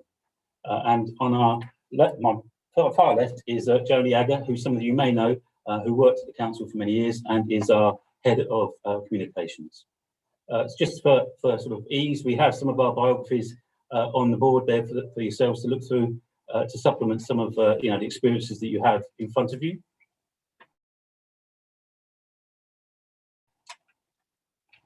The idea of our presentation really is trying to share with you that we are and can be the trusted partner to be able to open the Towcester Primary School. We've opened one of the biggest free schools in the country, along with partnerships with yourself and your team, and we're sat in the NIA today as we talk to you now. It's almost full. It will be full next year, and that will enable us to release some of our capacity to focus our energies onto Towcester. We are developing the mental health hub along with yourselves, so that will be also hosted in the NIA. That will then provide support across the whole of the town. We're developing the alternative education provision for those children that are possibly struggling with mainstream education, both in primary and in secondary. And again, that is done in partnership with yourselves and your teams and your officers. That was stemmed from an event we ran last year, again in partnership with yourselves and Ofsted, which was talking about the off-rolling and the large numbers of children that were out of school in the Northamptonshire area. And obviously what we wanted to do was help to try to provide a solution for that. We also work on the membership on the school forum. So Paul, as the finance director, is a member of the school school forum, allocating funding across Northamptonshire, and therefore again we are fully aware of the situation with funding and SEND funding. One of the key things that we believe that you will be concerned with, alongside our capacity, our school improvement expertise, is our commercial and financial and operations structures. We have a strong financial record, as you can see in front of you. We've got some icons there that outline some of our key areas that we think would be interesting to you. We've managed to increase our cash in bank over the past 3 years, and we're now in a position where we have sufficiency to be able to maintain not only our existing footprint, but obviously invest in the future. We are investing, or have invested over the past year, just over 2 million of our own reserves and income into our estates. That's included a roof replacement at Stimson. Stimson Academy, as you well know, it celebrated its 125th anniversary last year, and the roof had sustained itself for that 125 years, but would no longer be able to stay up. So we replaced the roof, we invested in IT, we've completely renovated that school and are pushing now on further school improvements. We're eager for Ofsted to come along and hopefully verify that we have now got a good school there. We've done IT replenishment across all of our sites. Obviously, in the pandemic, we've had to rejiggle how we work, as has many other schools and providers. We now have online provision. We use Teams. I know today we're using Zoom, but we're now able to communicate across all of our sites using the IT that we've invested in. We've had an additional 300 laptops that we bought for our most disadvantaged pupils, and we disseminated those out to enable them to continue their learning through the previous lockdown, and obviously to continue their learning into the future. And for that matter, we have a food bank in one of our schools, Castle, and we also, when the pandemic hit first, and there was the initial first phase of the shutdown, during that period, we delivered 35,000 food parcels to families that were most vulnerable within our communities, to make sure that the children designated as vulnerable or free school meals could continue to be supported, fed with the sustenance as they should do if they were in school. You can also see that our reserves, as I said, our reserves are strong, but in addition to that, we have a strong staffing ratio to make sure that we still sustain the quality of education, quality teaching first in all of our schools. The investment that we've just talked about, 2 million, and the financial prudence that we apply to our practices, that enables us to then ensure that we can sustain the investment in our CPD for our schools, and also to make sure that we pay our staff what they are worth, and they are worth every penny, as everybody has seen across the country. The government announced that they were going to have 5% pay rises. We have met that in full, and as we have also looked at the pay progression of all of our staff to make sure we can acknowledge that. And finally, in addition to that, just to acknowledge the sheer resilience and commitment of all of our 550 staff, we gave them all a one-off payment honorarium to acknowledge the additional commitment they went through above and beyond the situation when we had the lockdown and ongoing. So as you can see, we are financially prudent. We invest in key resources for teaching and learning. We invest in the key resources of our teachers. We invest in the long-term sustainability of our programs and our focus on children. We thought it'd be interesting to share with you some of our stakeholder views from Ofsted. And obviously we've shared these slides with you before, so it outlines the fact that we do. It's not only what we say, it's validated by Ofsted and other key stakeholders. As I said earlier, we went through the global pandemic, and the changes that we put in place completely turning upside down all of our schools in terms of how they teach, how they work, how children move around the school, the routines of the day. And we didn't know really whether all of our staff, our pupils and the parents were totally happy with how we did that. So to make sure, we wanted to undertake a thorough survey, and we sent out a stakeholder survey, which again, this is a snapshot. We did actually publish this, and the full results are on our website and via Twitter, but it does show you that most people were satisfied or very satisfied with what we have done. I think basically what I'm saying to you is that we are an established trust. We have the capacity in our central team, and we would be very honoured and privileged to be able to help work with you as a partnership to be able to open Towcester Primary School. I'd like to hand over now to Giles Osborne, our Lead Academy Improvement Partner. Thank you. Good morning, everybody. Thanks for listening. My name is Giles Osborne. I'm the Lead Academy Improvement Partner here, and I blend that work with working in other local authorities. So I'm a school improvement advisor in Lewisham and a project manager in Leicester City. What this slide here is showing that if you have a look at the track record of EMAT working with our schools and the track record of the schools with Ofsted, you can see that they've all improved or maintained the outstanding. So we're really pleased with Prince William that sat on RI for 10 years, and getting that a good in 2020 was brilliant. Northampton International Academy, I'm sure you had an eye on that one. That was a really strong, good report that we had. Shepherd's Well, on outstanding since 2010, but we have had a monitoring visit around curriculum development, and that report was really positive, and I'll refer to that in a moment. Stimpson Avenue Academy, we're really upset that the Ofsted framework has been paused at the moment, because we believe from all our intel, now we have a group of external people who review our schools on behalf of the trustees and governors, and if you want, they give us a second opinion on the progress of our schools, and all of the information we're getting at the moment, plus the support that we've put in, the new head of school, executive head at Stimpson, we think that's a good school. We're just sad that because the framework has been paused, that we're still sat on requiring improvement. However, in the report, the lead inspector, when they did the feedback, they were talking about green shoots of improvement anyway. So we're really proud of that track record. I'm going to have a look at around curriculum development now. Now, curriculum development, what you wouldn't want us to do is just to pick up what we do in one school and try and exactly match that in a new school. So we have a vision for curriculum development, and then it's up to each head teacher to put that vision with support from really highly qualified people that we bring in to drive the curriculum areas. And Laura will be talking a little bit about that later. And what we want to happen is to see schools having a local curriculum that comes under this framework of a vision for curriculum development across all of our schools.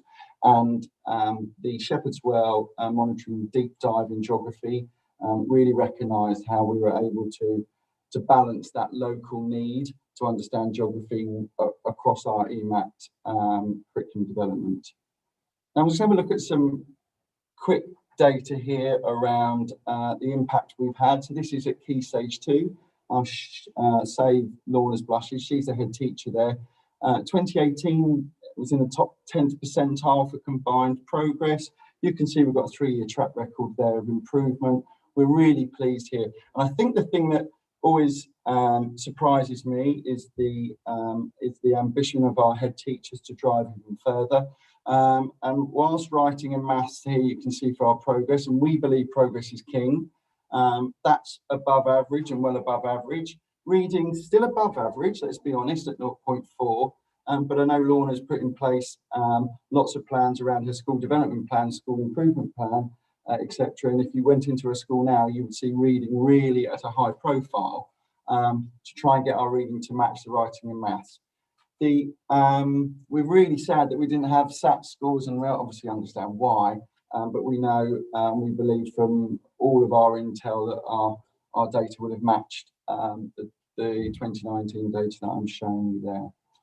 So if I have a look at Key Stage 1, and this is an attainment chart, the children, this is from Shepherd's Well, the children come in with low starting points. And one of the things that we want to do is show you and demonstrate to you that we can really, I guess I don't really like the phrase, but really add value to pupils, really accelerate them from low starting points. And I guess these two tables really show that. The top one on the top right hand side, that really demonstrates not only the children getting to the expected standard, but we are really pushing them to get to the greater depth. And also at EYFS, what we're interested in is, again, accelerating the progress of the children who come in with these low starting points, and we want them to catch up and accelerate past the national average for children. And if you have a look in there, so on average, our intel is telling us at EYFS at this school that the children are making 18 months sort of progress in that first academic year.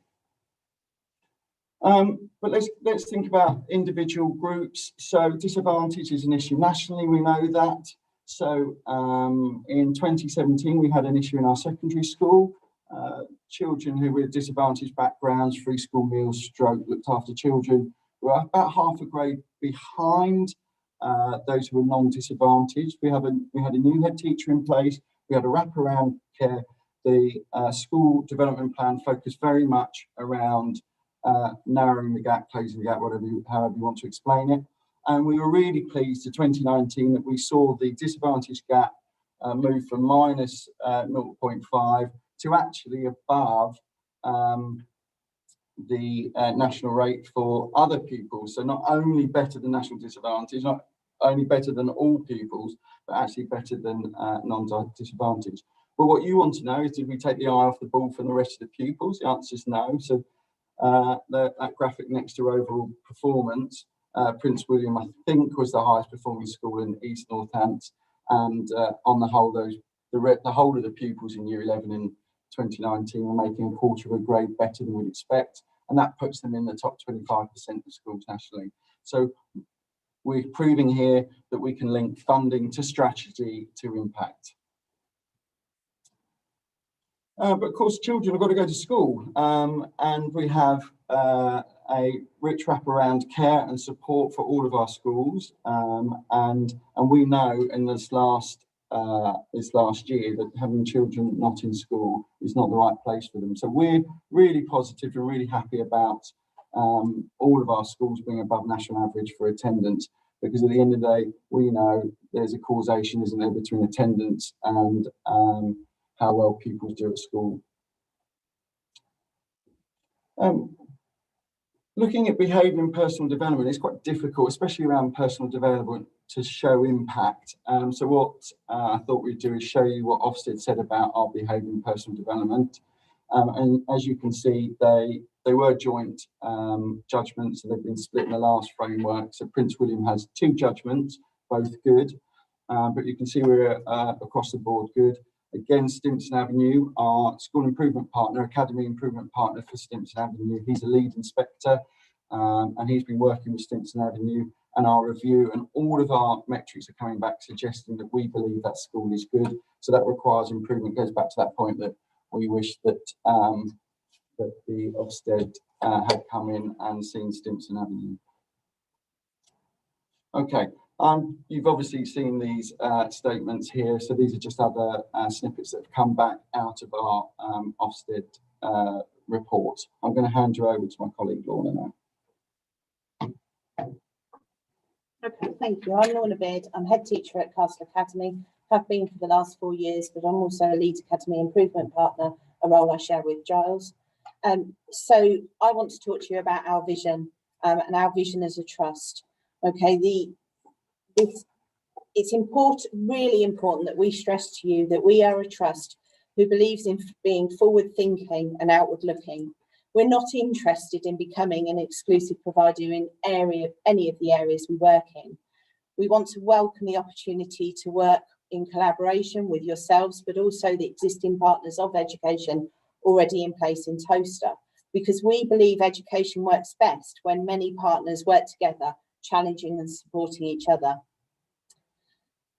The existing schools in the local area have skills and experience very different to our own, but working together can be of benefit for all stakeholders and provide a healthier, more dynamic school experience for all pupils across the town.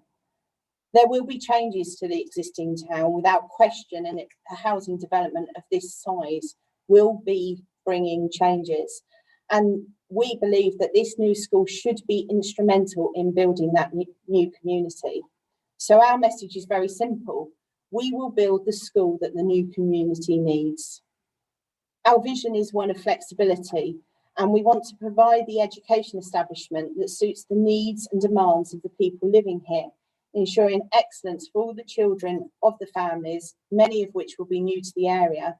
We want to unite them to drive forward, but to establish these newcomers is very much part of the evolution of Towcester Town Centre. However, we do have non-negotiables. These are set, and they are to create a school which is high performing, offers outstanding opportunities, is focused on learning, community driven, empowering of stakeholders, grows future leaders of our trust, and provides strong and individualised education, and particularly for those SEND and in those pastoral areas to meet the needs of all pupils. As a trust, we are used to working this way, and we're united by the common purpose that all children deserve to be the best they could be. All of our schools are individual within our organisation, but as a trust, we unite around common values, which are our key drivers, which are now on the screen for you. These drivers underpin every aspect of what we do. They are the values by which we are held to account, but by which decisions and working practices within EMAT are made. We think about inspiration. We believe in the transformational power of education. We also believe that if you wish to achieve exceptional standards, you have to provide exceptional support. We have a team of academy improvement partners who would support the new leadership of the school to look at outstanding practice from outside of the immediate area. And this growth would benefit of all of our schools. All schools belong to a series of forums which support key staff to drive forward standards in imperative areas such as SEND provision, pupil premium, safeguarding and curriculum design. We make sure that these are chaired by experts in their field which support key staff. They have up-to-date knowledge and experience. And as part of the EMAT family, the Towcester Primary School would have an automated place on these forums and would benefit from that expertise pre-opening. Working parties are led and supported by individuals with a range of expertise, including subject specialists and external facilitators. EMAT is committed to working with the very best external consultants. For example, Ruth Baker-Lees, who is chair of the National Association of English Advisors, has helped shape and formulate our new primary English curriculum. And Natalie Packer, who's nationally recognised as an advisor on SEND, chairs our SEND forum and offers CPD sessions to our SENCOs. The new Towcester Primary School would benefit from the work undertaken by EMAT Primaries over the last 2 years. However, the staff at the school would become partners in this work and ongoing would support with the improving and embedding of this curriculum across the trust. Thinking about innovation, our schools are encouraged to be as creative about meeting their needs of the community as they can be. An example of this is the recent application by NIA and Castle Academy to work with yourselves at NCC to create a mental health hub in Northampton Town Centre. We see this as serving the young people and their families. We see this beneficial to all within the EMAT family, and we will certainly see that the new Towcester Primary School would become a hub for the community support in that area. Our curriculum models ensures that pupils are provided with the opportunity to acquire broad skills, developing their learning behaviours and in particular their leadership skills. These attributes absolutely prepare them to be successful in their future learning and in their lives. EMAT schools really support inclusion. They provide young people within our communities with a broad and relevant curriculum, which is effective to meet their needs. This means young people, including the most disadvantaged learners with special educational need or disabilities, as well as other vulnerable learners, are able to access the curriculum effectively. Developing reading and communication skills is integral to our offer, with schools having access to specialist staff, ensuring equal ambition for all learners. Looking at the data from the local area from SEN England 2020 report, the numbers of pupils identified with specific learning difficulties, as well as social, emotional and mental health difficulties in the area of Towcester is high. In addition, we recognise that there was a lack of provision for pupils for SEND within South Northamptonshire. This was highlighted in your report about specialist provision sufficiency in February 19, where South Northants area was given a RAG rating of red for provision gaps. As part of the solution for SEND provision, we will focus on providing high quality SEND provision for pupils with all needs to benefit within the mainstream academy. This is something we really believe in. The school will benefit from increasingly effective SEND leadership, along with opportunities to share good practice already in the area. We have developed strong partnerships with this. Our provision at Prince William was highlighted by Ofsted during the recent provision, and as already mentioned, we are supporting mental health support in Northampton Town Centre. Both of our schools in Milton Keynes have departments for autism and communication difficulties, and specialist staff from those would be able to outreach to our other schools. EMAT schools nurture a set of values to educate our children, to have integrity, to be responsible, respectful and active citizens. We encourage our pupils to contribute really positively to society and have an understanding and appreciation and as well as respect for diversity. We believe our integrity drives us to provide common opportunities which we believe are good enough for our own children. And for me, that is really important. As well as my current trust role and having led Castle for the last 7 years, I was part of the team who worked on the NIA from the brief writing process. My work at NIA included shaping and opening the primary provision, and for the first 2 years I was an associate principal. I'm incredibly proud of the school that we have created, so much so that when my own son, who has significant SEND needs, needed to transfer to secondary, NIA was the only school we considered for him. Earlier in the presentation, Giles shared some of the impacts we made, but there are many more. We believe that the impact made in all of our schools is huge, but perhaps more importantly, the impact we have in our communities can be transformational. During the town centre in Northampton, we opened our own food bank, and during the COVID crisis, that has supported our families within our MAT, but also families from outside of our MAT to support families suffering from hardship. We aim to have an impact of our curriculum offer that is that every child is able to attain the very best academic progress and ultimately exam results, so they have positive next steps as well as the personal skills that will allow them to succeed in life.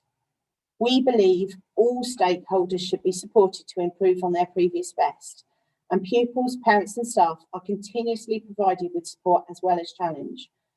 It is our aim for our organisation to be a place in which people wish to stay, and we provide our staff with the best professional development opportunities. Our plan is that we would seek to recruit members of our leadership team from our current trust employees. Okay, we also believe in local governance, and that's what we would look at providing for a local academy board. You've heard now me speak to you as an employee within our trust, but I'd really like you to hear and feel how it feels to be a part of EMAT. I want you to understand why I'm proud of being a member of this organisation as a head teacher, a member of the school improvement and effectiveness team, but most importantly as a parent. I would like you to understand why I chose to entrust my son's education to EMAT. I can't hope to do that to you in this format. So now I'd like to share with you thoughts from members of our trust family who will share a snapshot of what it's like being part of EMAT and what we're truly all about.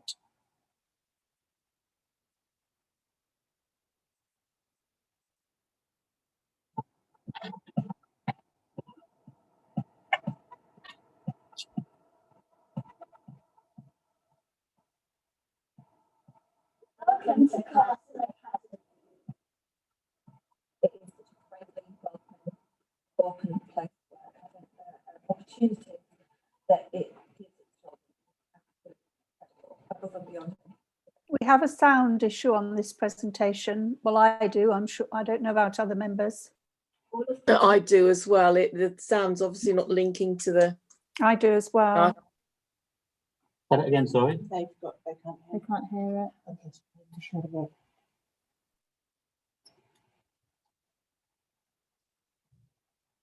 Over just 2 seconds.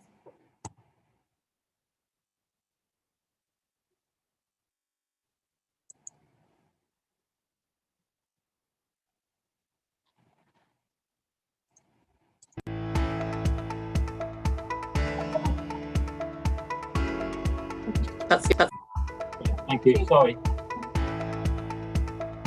Welcome to Castle Academy. It is such a friendly, welcoming, open place to work. I think the opportunities that it gives its children is absolutely incredible, above and beyond anything I could have ever expected from a school. The thing I like most about school is that all of the teachers here are really nice and they want to make sure that we go on and have a great future. I didn't know English, but my teacher, Miss Goff, she did learn me how to speak in English. I'm very good at learning. My family can be very proud of me.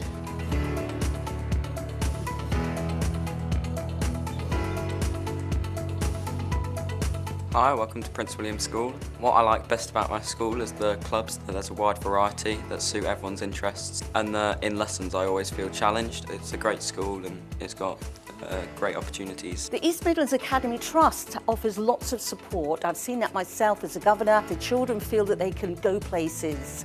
They have ambitions and dreams. I think that's really important.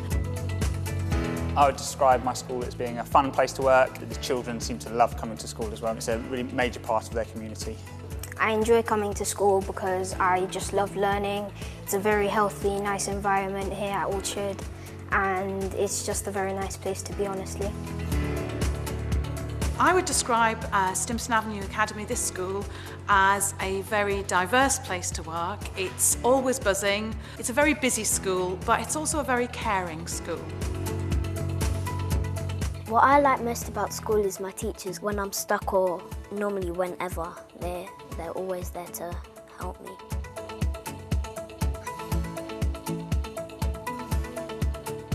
I would describe the learning opportunities that the pupils get to experience at Orchard as broad and varied. Across the whole curriculum of the school, it's so amazing to walk around and see all the things that the children get up to. Across the East Midlands Academy Trust, we work together with staff members from different schools. So we have the specialist subject leaders across the Academy Trust. We feel that we deliver a really exciting and enriched curriculum. After a year, I've gone from a TA to now working as a cover supervisor, and we're now talking about teacher training. It's something that is just mind-blowing, that you can work for somewhere that gives you this much support. I can achieve here, I am supported here, and yeah, it's just a good place to work.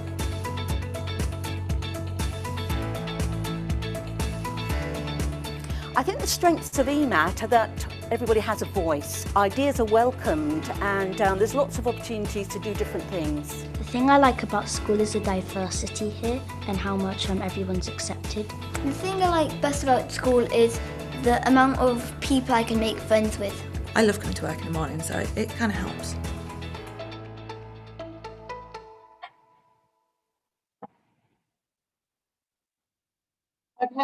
So thank you very much. We'll now welcome your questions. Thank you. The first question falls to me. So applying for setting up and opening a new school, as I know you do know already, is an extremely demanding process. It's essential that you have a strong, committed team with a wide range of skills working on the project. What evidence can you provide to show us that you are able to manage the project as a whole, ensuring that you're able to build a financial plan, develop a clear aim and vision and your ethos, as well as a curriculum, and engage with stakeholders in the local area, as well as running your schools that you currently have? Thank you for that question, Fiona. Firstly, I'd like to say that the chair of our trustees and member is Kevin Crompton. He is from the local authority background. He was CEO of several local authorities, and he, along with myself and others for the past 2.5 years, have worked tirelessly to create a social enterprise community interest feel within the trust. And all of the things we articulated through our presentation shows that we've invested and created a central team, some of which are here with me today, to be able to support the transition. Fundamentally, I guess, the biggest attribute to how that works is that, the NIA, you trusted us to work with you as a partner to open up such a huge school, and we've done that with you, and we've secured a good from that. If I could hand up to Paul, perhaps he could articulate some of the more functional aspects around project management and finance. Yes, so hi, my name is Paul Wheeler, as Finance and Operations Director here. A lot of the getting the school up and running and started, including working with yourselves on the building, falls within my remit. I have 20 years in construction experience working on very large construction projects, and we've done some self-delivery here in the locality with fitting out some of the commercial areas so that we could take bulges and provide the space that allows us to do the mental health hub.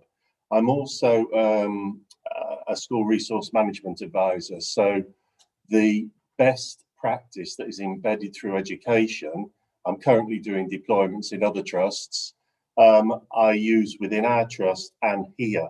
Now I'm able, alongside sitting on the school forum as a MAP member, to be able to do these things because we've got a strong team working with me here. We've got a shared services head, and below him estates manager and IT managers, all looking after these areas that would be integral to the new school, and a very strong finance team that have a great deal of experience in working up the financial planning, not only within our own trust schools, with the integrated financial planning models that we use as SRMAs to make sure we've got the right resources targeted into a school.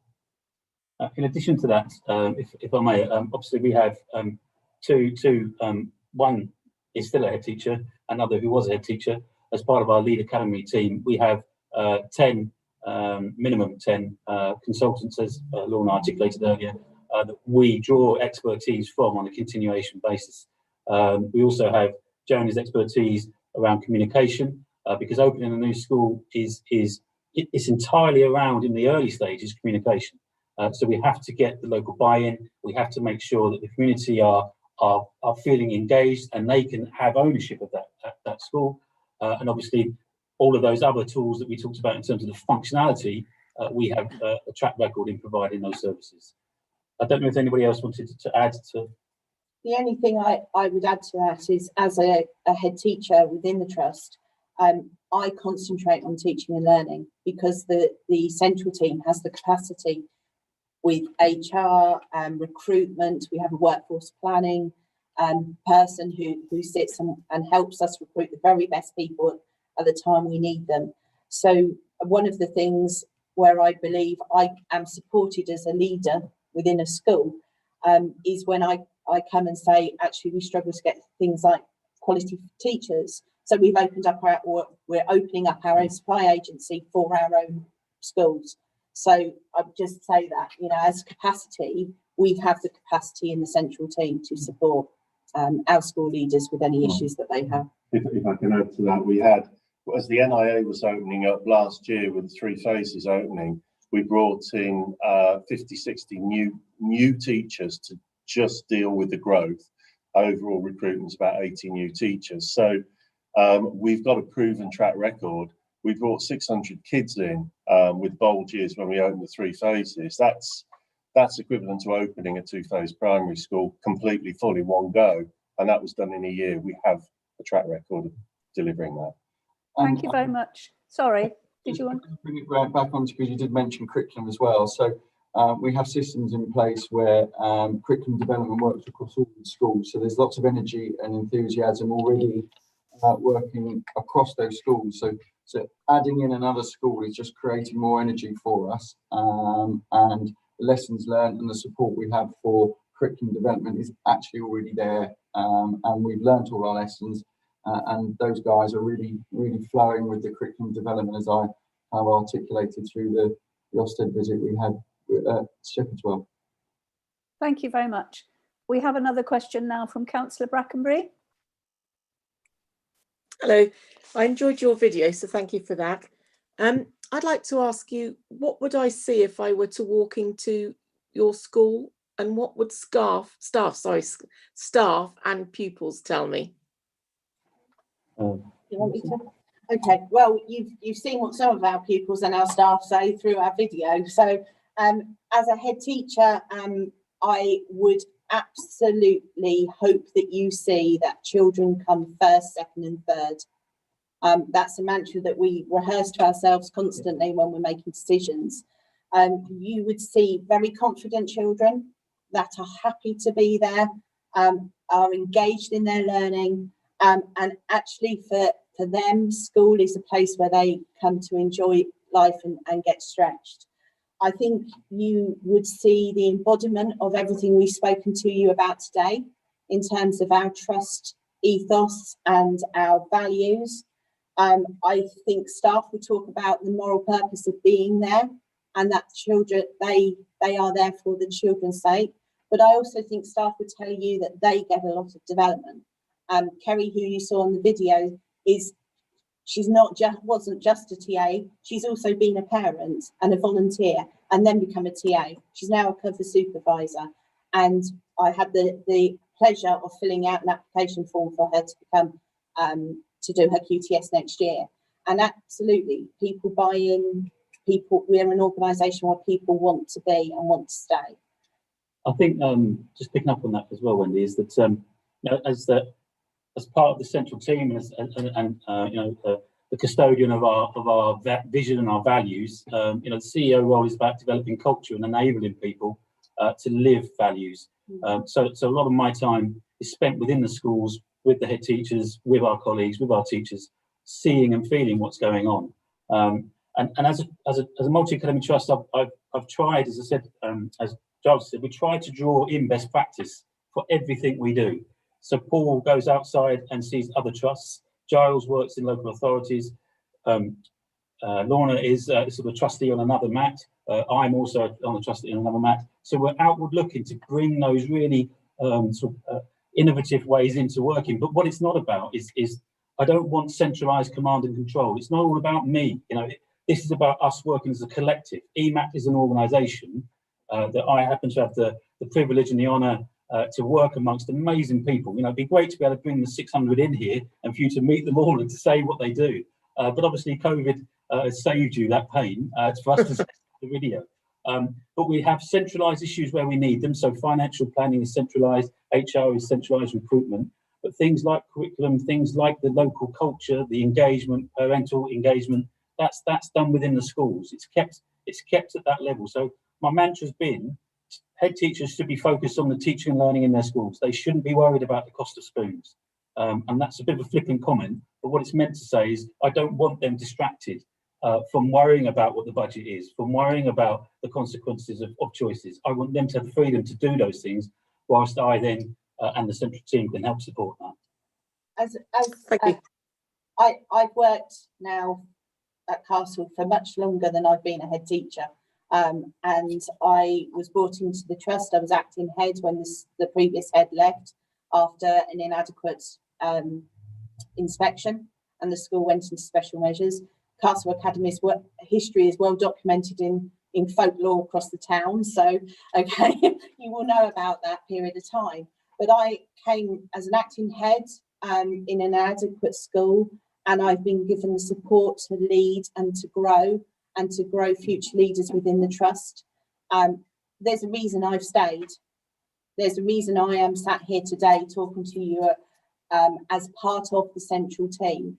And that's not because I don't believe that I could have raised my game and, got other opportunities. It's because there's something in this for me about the communities that we serve. And that's why I stay. Thank you. Thanks for that. Thank you very much. We're now moving on to our third question, which is Councillor Naden Hawley. Good morning. Thank you very much for the presentation. It was really very interesting. From a councillor point of view, I thank you for talking about the finances. That was really interesting. And from the point of view of being an ex-teacher, thank you very much for talking about your staff straight away and how you really value them. My question is around leadership. So strong leadership is vital to the success of any school. So please, could you give me examples of how you'll seek or you have sought to recruit a talented and visionary head teacher? And what measures will you put in place to ensure that they are supported, challenged and developed to lead the school successfully? And just to add to that, conversely, what steps would you take should the quality of leadership be in question? Thank you. If I take some of it first and then hand over to colleagues. But so thank you for your comments, Sandra. It's really appreciated. We put a lot of thought into the presentation and how we can present ourselves best to you in what is quite a strange format. If I take the negative first, we're here for the children and for allowing children to be the best they can be. That means we're not here to be the best friends and to tolerate mediocrity. All of the things that you've heard from us about being morally driven, supportive, social enterprise, working with people, supporting people, that doesn't mean that if you get to the end of the journey and the person isn't quite what you want to be as part of your trust, that doesn't mean that they are a failure in life or they're a failure teacher or even particularly a bad head teacher. That they will thrive in another environment. But I would take the choices along with our colleagues to make sure we've managed that process appropriately, professionally and speedily to make sure we didn't have people who were in the position whereby they were unhappy and were therefore not necessarily thriving and doing the best job they can be. I wouldn't want somebody in our schools as a head teacher who didn't subscribe to our values. I wouldn't want them to be in our school if they didn't subscribe to genuine governance and community engagement. I'd want them to be able to know that they're not the superstar. They are just the conduit for the rest of the school community to be a successful community as an entirety. We have done that. We have got, you asked the question about have we recruited somebody during the pandemic. We did recruitment online. So as Paul articulated, we recruited over 80 new staff across our schools. Our new workforce planning lady, Lorna Stockwell, undertook a large number of those for us via Teams.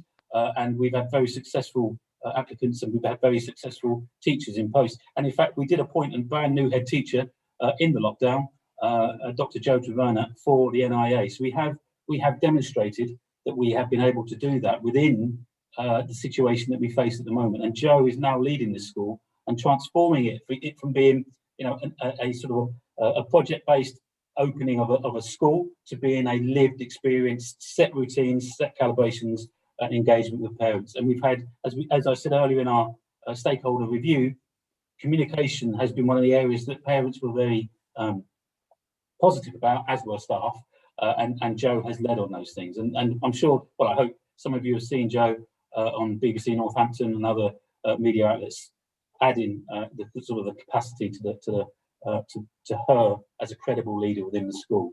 I don't know whether you would like to pick up some more of the detail. I think one thing we do very successfully is have open and honest conversations. As a school leader, you aren't lonely in EMAT. Okay, there is a large team for you to talk through. But certainly, one thing we do really well is succession planning within our schools. So this year, because we know we are ready to grow and we have the capacity now, NIA is nearly full. We're reaching the end of that process. The systems are in place where we can recruit and we can take in new children. We know that as a trust, we are ready to grow. So what we have done is recruit 3 new heads of school in our primaries, so we can take them on a journey this year and develop them to be the head teachers of the future. And the reason I still have my head teacher as Castle isn't because I'm not ready to let go, is because we need to develop the leadership team there to carry on doing the good work that we've done, whilst I then move out and it becomes a seamless handover. And that's something we do really. Can I just add just one little thing about the leadership, which I was so surprised about the development and have taken and shared elsewhere from here. But it's the professional development is very bespoke, and I'm sure you sat therefore in professional development in schools where you think this just, I know this already, bland twilight evenings, etc., all of those sort of things. Where in fact our leadership development is really bespoke to the individual. For example, we've had female members of staff go on female in leadership courses. Each individual person has their leadership pathway mapped out, and that's negotiated with them. So it's not a simple tick box if you need to go on an NPQSL and that will tick your professional development. In fact, we would move away from that if we didn't believe it did. So it's very bespoke to the individual. Thank you very much for that, Ree. Thank you. Can I just ask you one other question? I know that we haven't got a lot of time left, but the demographic of the area that you're hoping to be in is completely different to the demographic that you're in at the moment. This is a very rural area. And just to tell you now that those people there will not look at the Northampton papers. They don't know anything about Northampton. And we don't even actually get Northampton radio in that area. So how would you address the difference between where you are, which is a very urban areas, to actually what is a very rural town and area that you're hoping to move into? That's a fair challenge, Fiona. I think, I guess because of we wanted to address some of the key areas of the points that you'd put in to ask us to cover in our presentation. We probably focused on the sort of the disadvantage and more urban aspects. But again, Prince William School is fairly isolated in Arundel, and it has a very similar, albeit it's a secondary school, has a very similar feel. I live in Kent, and there's a large number of rural schools there. Our reach is not constrained by we are not Northampton town centric. I guess what I was trying to get across in our presentation was that we have worked with yourselves and your officers in a huge range of aspects as a trusted partner to provide solutions. If that's made it feel like we are inward looking into the town rather than outward looking across the whole of the county, I'm sorry, that's portrayed that image. In addition, in answering your question directly, as we've said, we would work with the specific situation we face. So we don't have a template that we sort of, this is our curriculum, this is our engagement program, this is what we're going to do to open. What we do is we'd work with you, we would set up a transition board, hopefully with your agreement, that you would have equal membership of. So however many you had, we would have. That would be a decision-making body in how we can move forward and engagement. And part of that would be a work stream around communications and engagements. Obviously, Joni is here and she's sat here nicely, and I'm sure she can answer better than myself and more articulately exactly how we would undertake that. Joni, do you want to? So Prince William, for example, I think is probably similar demographics to what we talk about in Towcester. And as you all know, it's had quite a checkered past. They had the change from 3-tier to 2-tier, had quite a turbulent time with the change of head teachers in quite a short amount of time. And we had quite an issue with the reputation of the school in the local community. It was affecting people numbers and so on. So there was a huge amount of work that we had to do to develop a reputation, boost the reputation of Prince William School in an urban area, which is a little bit disjointed. So having a head teacher in that has been a sort of stable leadership has driven improvement through the school, but also a huge amount of community engagement work in that area has really made a difference in making the school part of the community and making it a school of choice for people in that area, which is exactly what we would try to do in Towcester on the new development. Thank you very much. Does anybody else, who've got a couple of minutes only left, so a quick, if there's a burning question any other colleagues have that they want to ask? No? Thank you. Thank you. Thank you very much for your very interesting presentation. And as you will be aware, we're only in the area of recommendations. So our recommendations will go to the Department of Education and we will hear from them in due course. So thank you very much indeed for your attendance today. Thank you. Thank you all. Yeah, thank you very much. Have a good day. Bye-bye. Thank you. Bye-bye.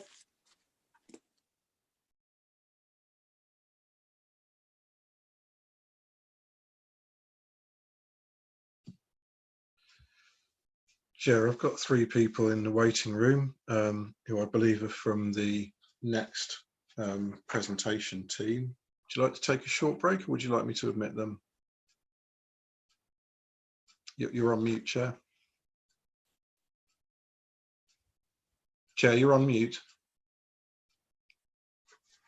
We've only got a couple of minutes, haven't we? So yeah, we'll try and go through this one so we get to lunchtime. Okay, all right. I'll admit them now. Good Chair. plan, Viola.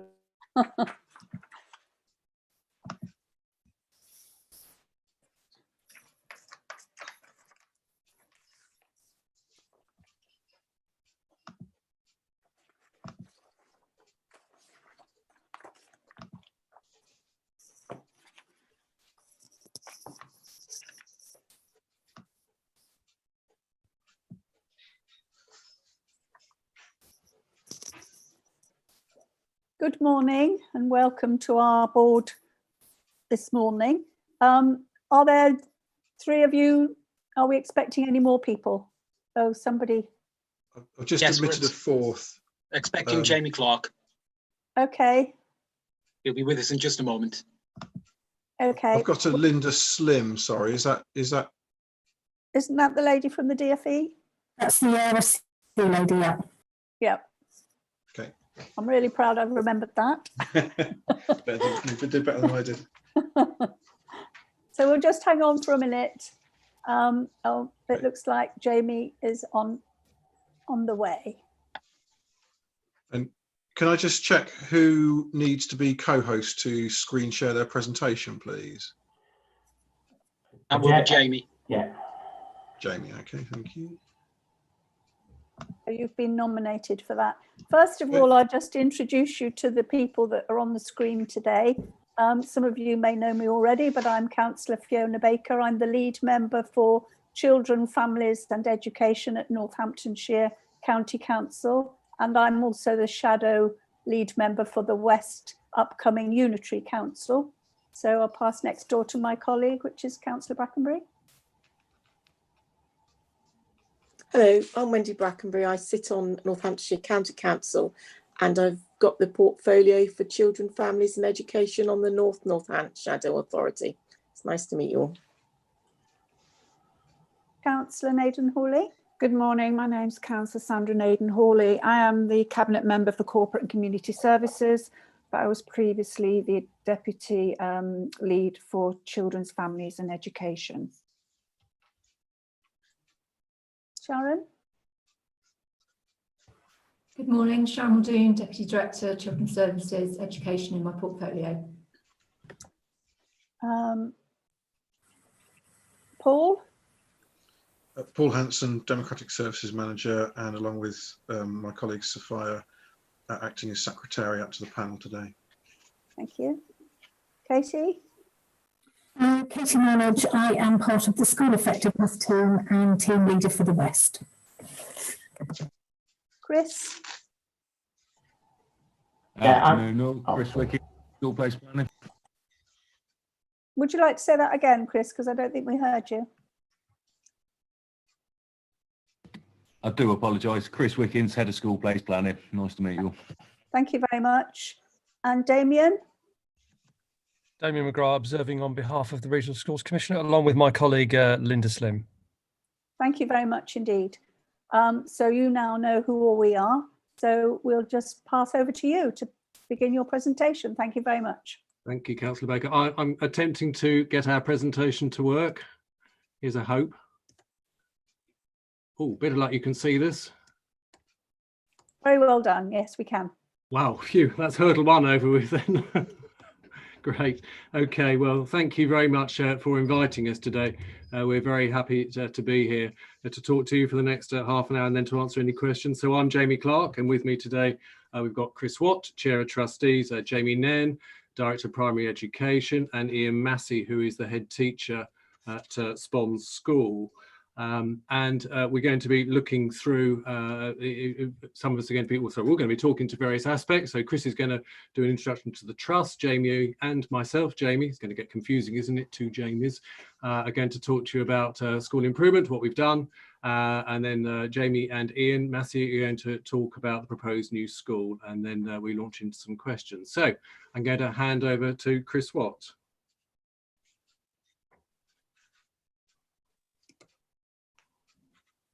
Chris, I think you need to unmute yourself, sorry. Down the bottom of the screen.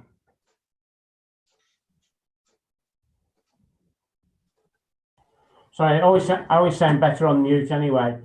Yeah, sorry, yeah, good afternoon anyway. We're a multi-academy trust, and since 2016, the Toll Learning Trust family of schools has grown to, and now includes 7 secondary schools, 3 primaries, and we go across Northamptonshire, Buckinghamshire and into the West Midlands.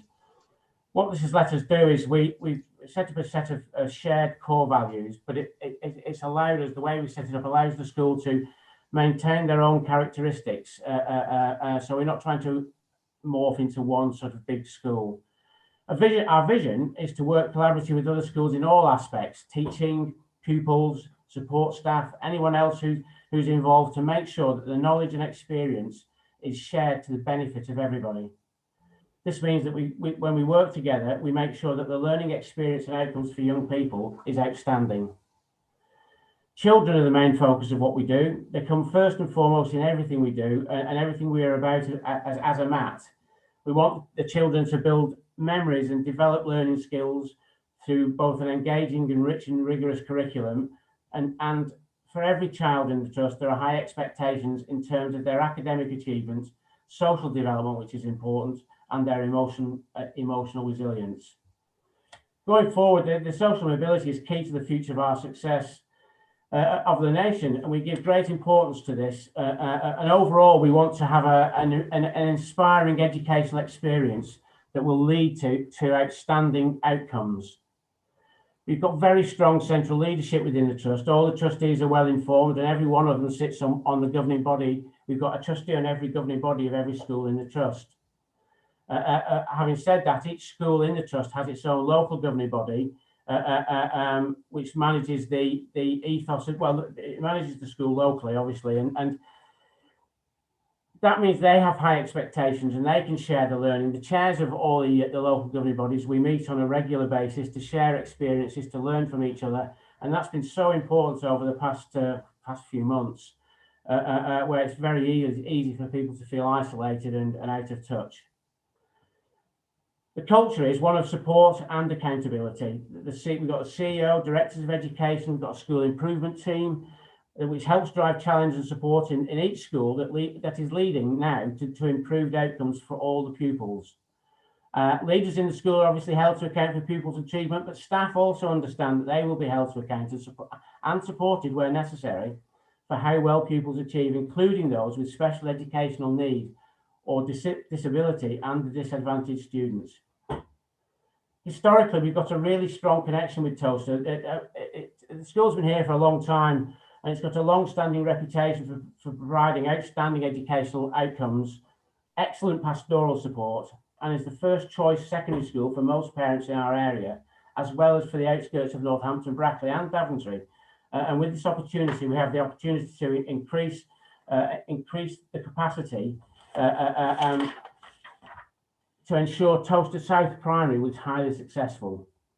and we will add value to the life chances of pupils from the youngest age up to age 18. So I'd like to pass back to Jamie now, and I'm sure he'll continue with the presentation.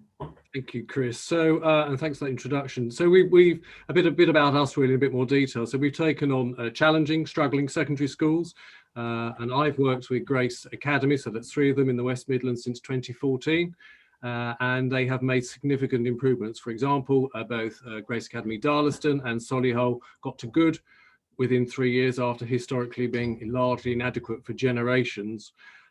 We've recently had 2 schools, or the 2 schools from Lakes Academy Trust join us, but again, Jamie Nairn has been working with them for the past year, and they have both improved in this time. And Wootton Primary, well, it was a good school, but needed considerable improvement, and now largely that has been achieved. So in terms of our strategy for improvement, it's quite simple really. You know, we need an accurate diagnosis of what these schools need or what the situation needs. We promote high expectations for all pupils. That does include our SEND pupils and of course our disadvantaged pupils. Improvements though have to be sustainable. So we put in quite high initial support, which has quite a rapid impact, but we reduce that to enable the school to work more independently, because it's got to be sustainable in the long term. Clearly there is support ongoing to make sure those things go well. And of course, one of the things we've been incredibly lucky with and work hard to do is to recruit really high quality leaders.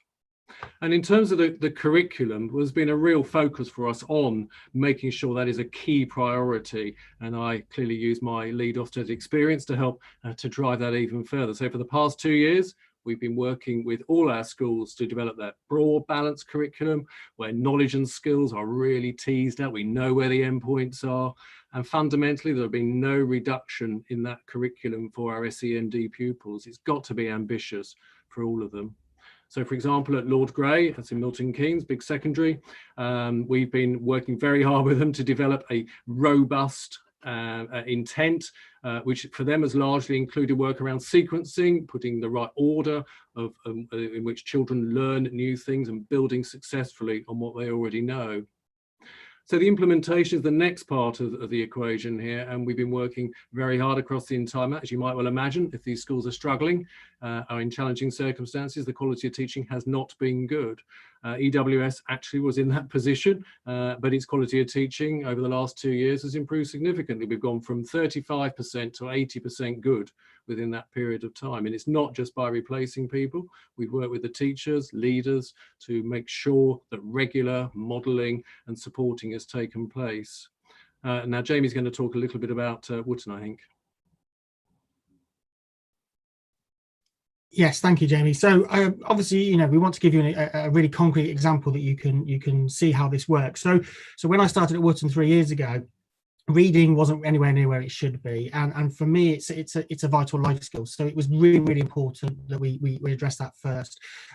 So we looked at early years and looked at how phonics was being taught, and looking at the exposure to language and literacy that they were receiving, and this moved into how phonics was taught. And then we looked at the reading scheme and reviewed that and made sure that, you know, the books that the children were reading matched the sounds that they were learning anew.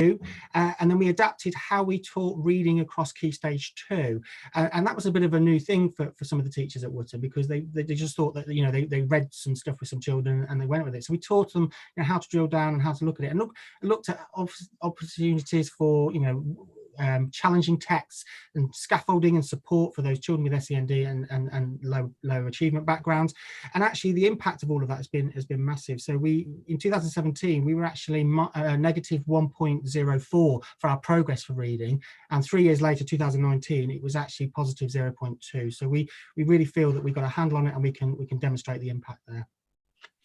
Thank you, Jamie. And in terms of the equation of getting it right, well, if we get the first bit right about a strong intent and we've got robust implementation, we're going to get good outcomes. And clearly outcomes lag behind because it's the end of the product.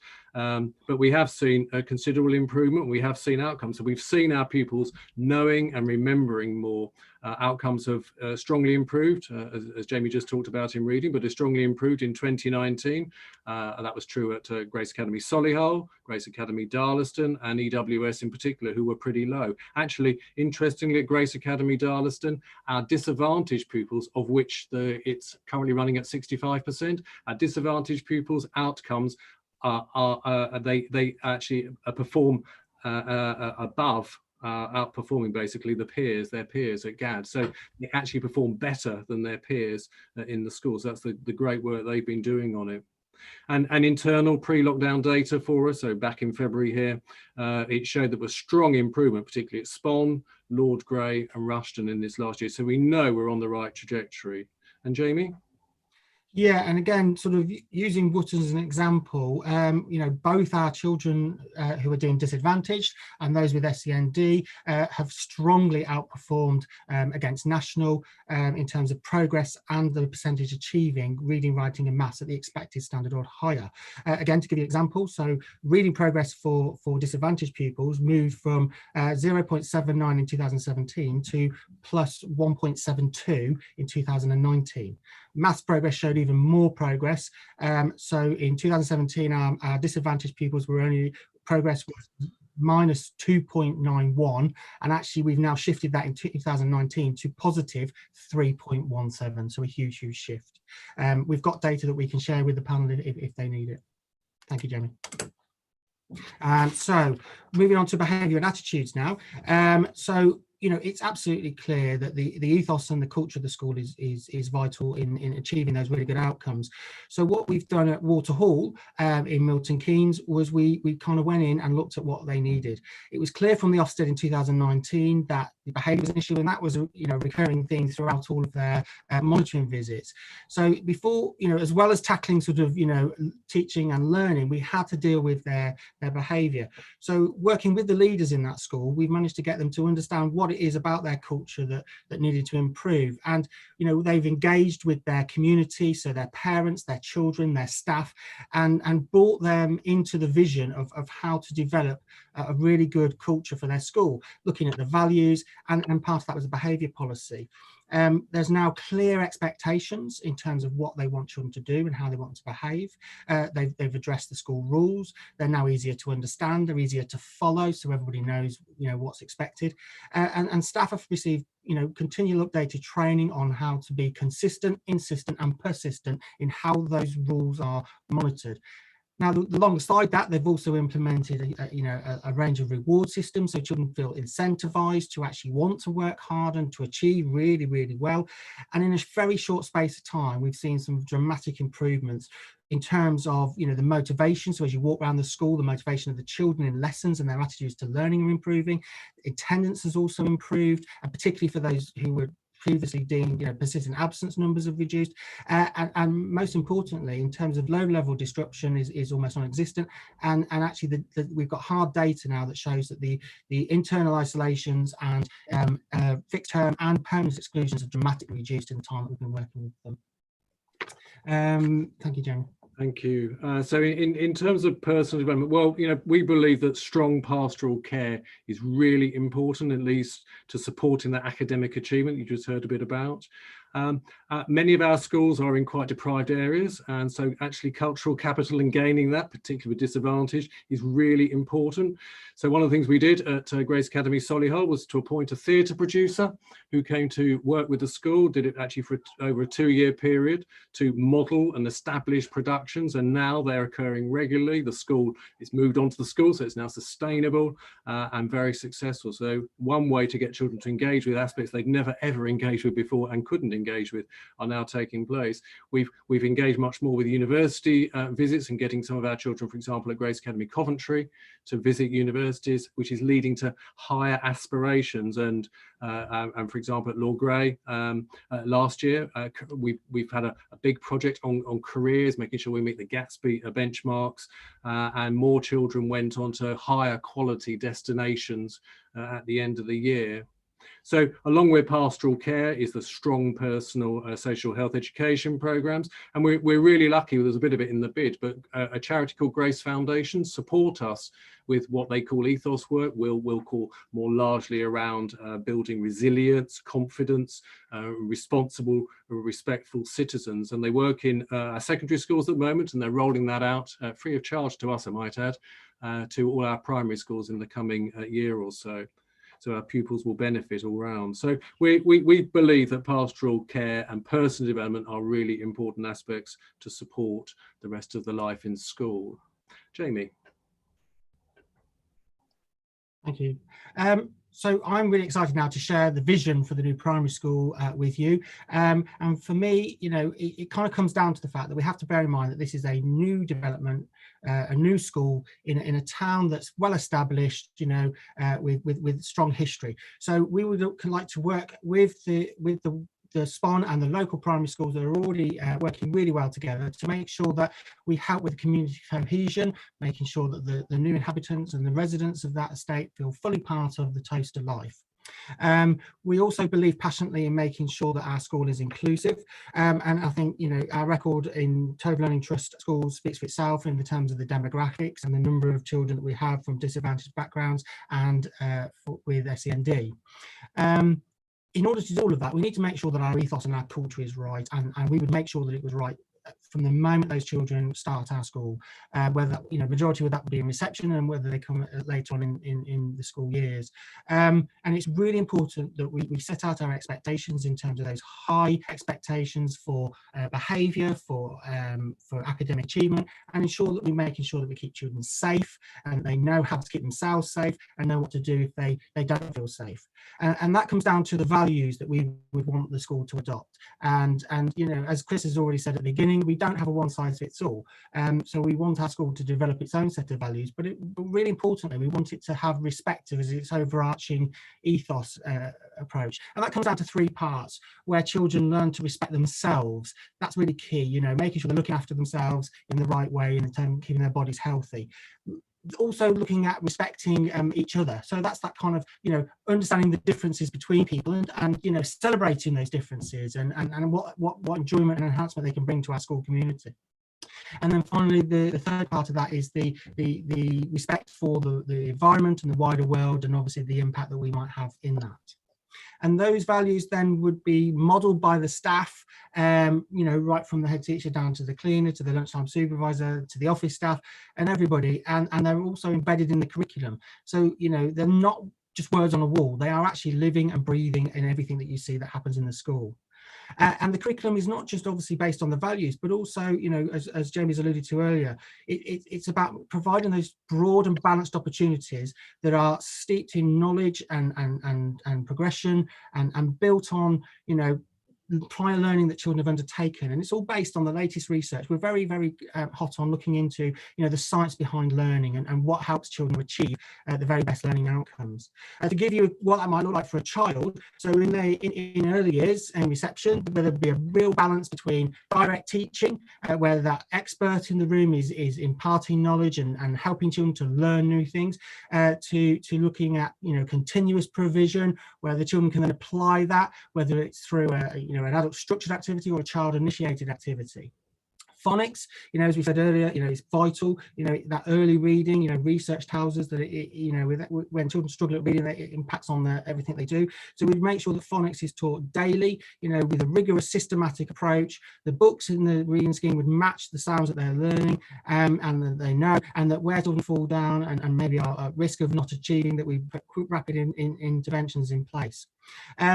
Through Key Stage 1 and Key Stage 2, then we build on that, and our curriculum would then look along, you know, how we can build upon all the different learning that children have done. They would develop their resilience and their independence in that learning. Again, to give you a bit more of a concrete example, so in geography, for instance, in Year 2, children would learn about, you know, capital cities and countries of the UK and where that fits in the world and continents. In Year 3, we would take this a little bit further in looking at what's the difference between a village and a town and a city. And you know, moving on into Year 4, they would look at migration and how people move between those three habitats, and then in Year 6 developing that even further through population and globalization studies. And having a curriculum that really is robust is great, and we need to make sure that we are monitoring that. So through our assessment and tracking procedures, which are really carefully designed to not be too onerous, and we're not testing children for the sake of testing, but really providing valuable, insightful information for the teacher to know what to do with those children, helps us. And again, you know, in the pack, you've seen the data from Wootton there. But for me, as Chris said earlier on, you know, for me, what makes me get up in the morning and want to do this job is memories, and providing children with memories. Because yes, primary school needs to prepare children for secondary school and for the wider world, but actually it's those memories that they take with them, and it's about, you know, those opportunities that we provide to them to enhance and enrich the curriculum. And for me, it's about children going to, you know, to a choir of 10,000 people at Young Voices and standing on the stage at Derngate in a Shakespeare play, that mean that they can find a talent and a gift that makes them truly remember their primary years. Thank you. And hand it over to Ian now.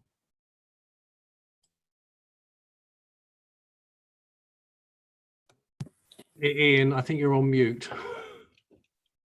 I do apologise. Curriculum intent in both primary and secondary settings have the same endpoint, and that is to benefit the learning and development of the young people who attend. However, the structure of the curriculum and its implementation can be very different, and communication of these differences across settings is not always easy, as they operate as completely different institutions.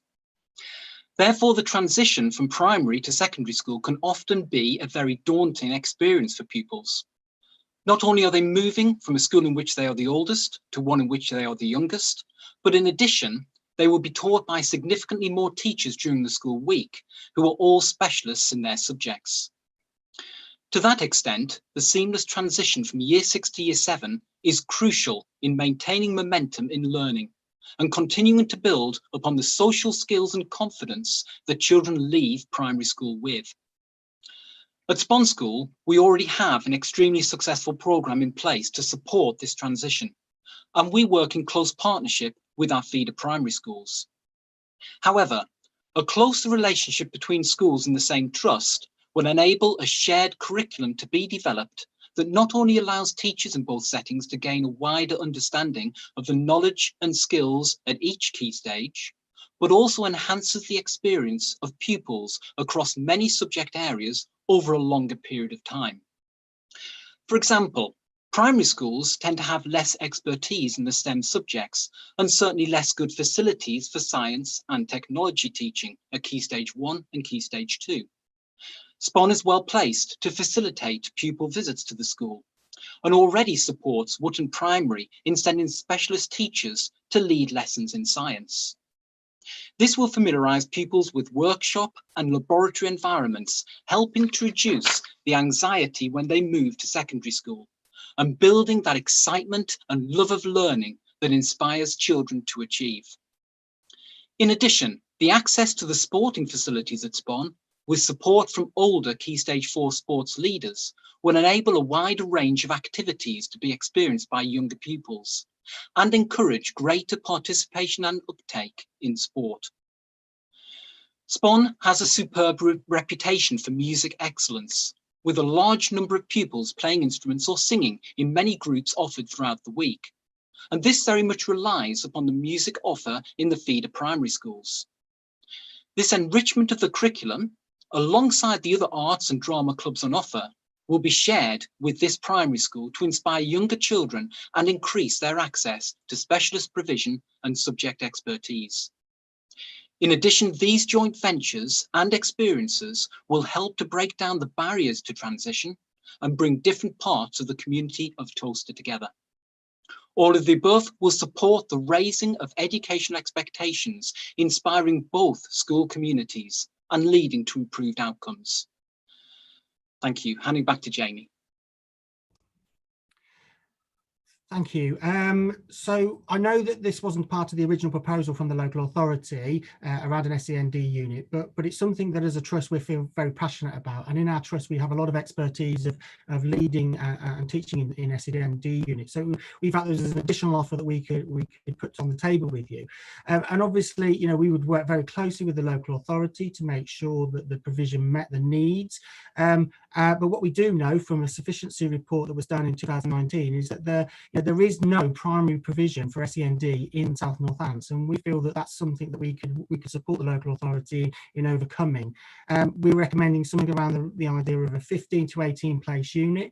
In terms of the need, that we would work with the local authority, but it seems from the data that ASD is a large proportion of those children.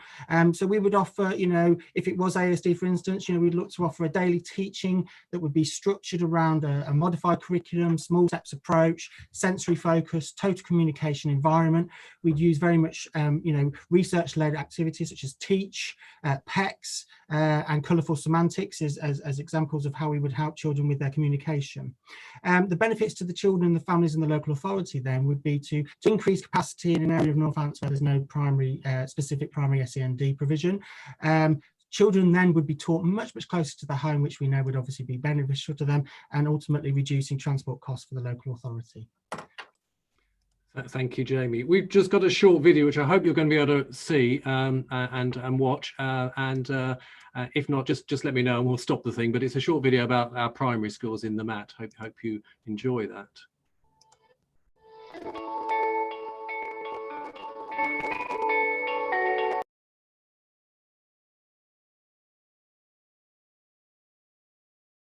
We are having a sound issue, Jamie.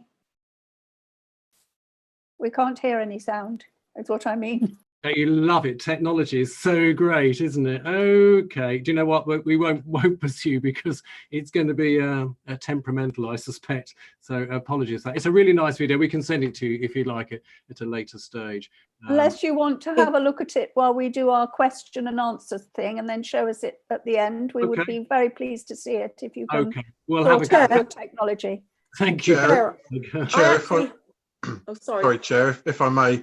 One of Jamie's colleagues has sent a link to the video, so I can circulate it to members of the committee if that's helpful. Thank you. I was just going to say, I heard the music at the beginning, but it was a speech we didn't hear. Yeah, it sort of faded out after a couple of seconds. So, but if you can sort it out while we're question and answering, if we have time, then we'd be pleased to see it. We'll have a go. Thank you very much, Councillor Baker. Well, so we'll wrap up our bit now then to make sure we try and attempt to stay within time then. Thank you.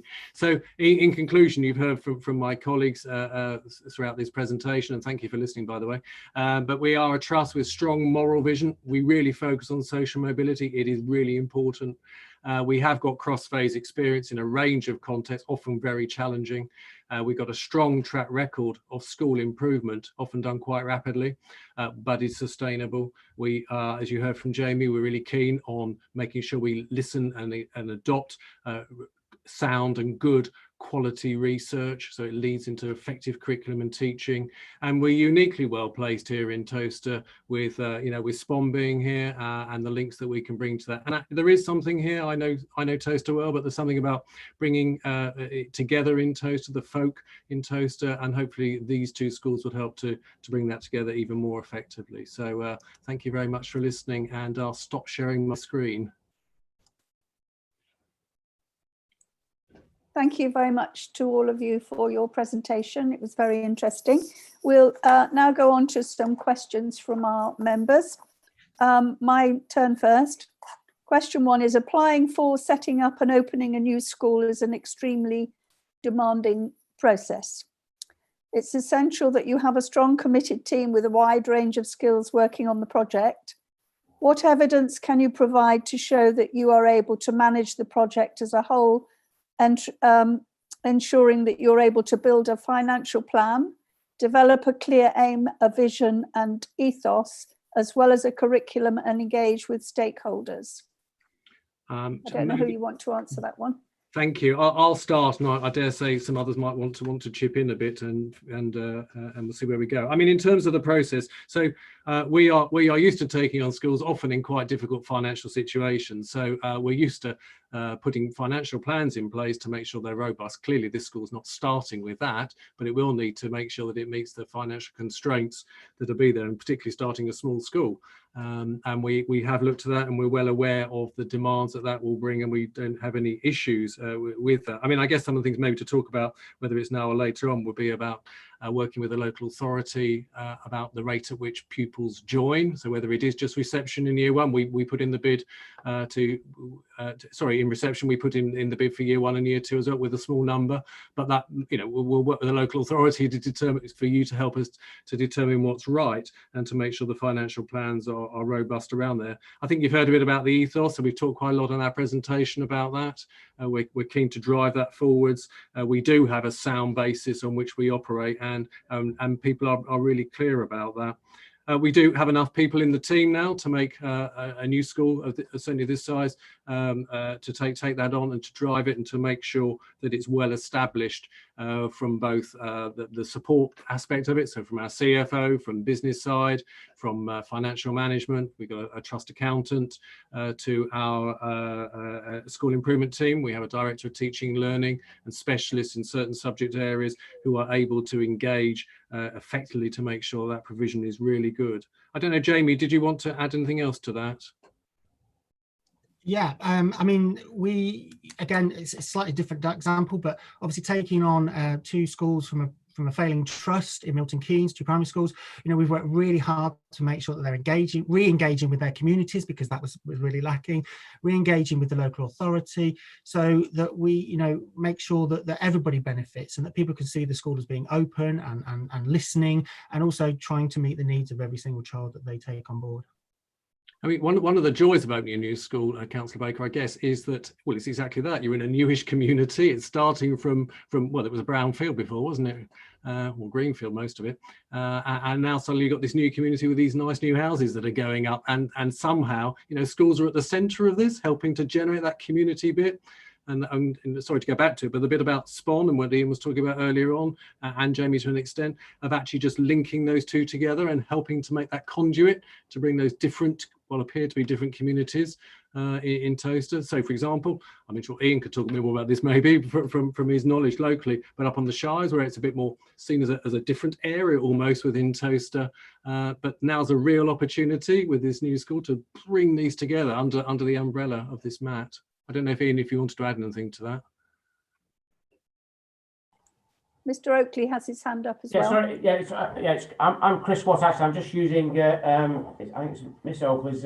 Mike Oakley. I think I'm just using his computer, so it's very confusing. Sorry. It's confusing me a bit as well. I think that it's fair to say there's a number of schools we've taken on We've taken on a number of schools from trusts that have failed the schools. And where you go into there, the local governing bodies have had very little experience of financial management of the schools and how it should work, often not even having an idea that the school will set a budget. And we've been very successful in going to all of these schools and then setting up systems and processes and people where they now become very much more self-sufficient. It happens in a very quick time. So we do have quite some considerable experience of doing that. And similarly, with SPON as a building as itself, we've actually undertaken some fairly major building and construction projects here to make sure the school's suitable or fit for purpose. So we do have we have good contacts both for consultancy who we've used in the past, but also a good team within in-house. And we will draw that from it's not just in one place, we will draw that from schools within the trust. Thank you, Chris. Ian, did you want to say, sorry, Councillor Baker, are you okay for us for Ian just to say a bit about the local community? Yes, of course. Just linking into what Jamie has said then, to say, you know, the community in Towcester is a strong community. And for me, SPON is at the centre of that community. And it's really important that we help to bring that community together with the new build that's happening on the south of Towcester. We're very much aware that we're oversubscribed.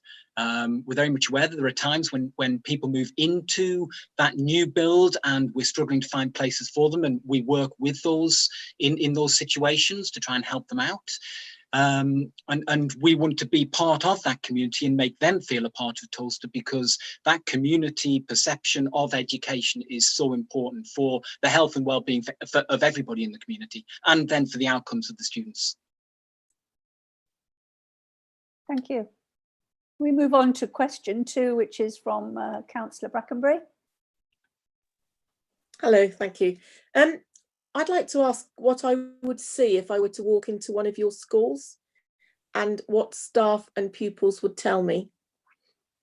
Wow, thank you. That's a really good question. I didn't put my Ofsted hat on, but you know, it's kind of what you do when you go in looking. So I guess it's kind of high on our agenda, really, what other people think. So actually, in truth, some of our schools that we've taken on have got really poor reputations. So actually, it's a really important point for us. We do have to examine what it's like. What is the deal like for on the ground, and what does it look like when you come in to look from the outside? I'll give you an example at Rushton School, which will be known to all of you. It's struggled in the past. Actually, it's struggling again with coronavirus. Remember, that's another issue. But the local community have largely got behind that school, and it's been transformed. So we've invited parents in. Every time people come in, when they're looking at the school, they walk away going, well, I had no idea it was as nice as this, and these kids are behaving, and well, you know, all those things that they're expecting to be negative are actually positive. Children listening, teachers teaching, no unruly behaviour going on. So we took a really brave decision this year. I should say it was the head that did it, Jane, and she decided, because we can't have open evenings that we've done in the past, so she did virtual ones like most of us have done. She did live tours, so using Google Meet, a bit like this platform, where she went on a walk around the school with a camera, and parents had logged in to go with her, in effect, but remotely, and they could see everything that she was seeing and could ask questions. So they were in a chat, and then those questions were being answered live. And she did about 15 of those. And actually, it's a pretty brave thing for a head to do, to walk around in a school and on a daily basis to show warts and all live. Anything can happen in front of you. You can't set it up. And the feedback from those parents was, we're really pleased to see now what's going on in this school. And you know, ultimately that will change impressions about what people think about the school. So I guess I'm using it as one example, Councillor Brackenbury, to explain a bit about, we do take it seriously, and we do need to, you know, seek improvement where we can, and then to publicise it as a third part about the communication in there. And we're in different stages in different schools. I mean, for example, at Spawn, Ian, I don't know if you wanted to say about what people would see. It's hard for you because you're the head, but what do they say? Well, I do a lot of tours. In normal years, I do a lot of tours, particularly at this time of year.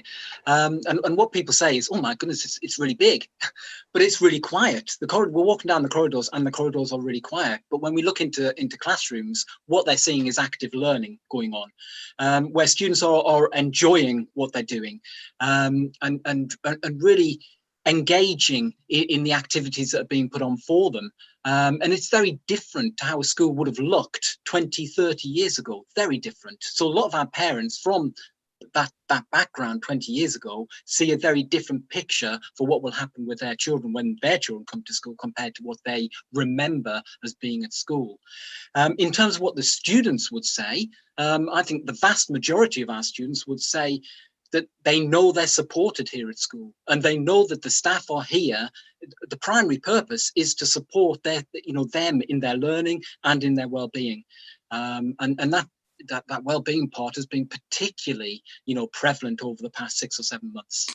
Yeah, interesting. Ian says about what people say. So we do survey pupils, and we do ask them, and we have student voice in all of our schools. So pupils are able to tell us, and they do. Kids aren't slow about telling you these days, are they? And they'll tell us how it is. And actually, I think we said at the start of our presentation, but actually, we fundamentally are here for the pupils. That's why we're here. So actually, we need to take on board what their view of what they're getting is like, and try to make the improvements that we need to make.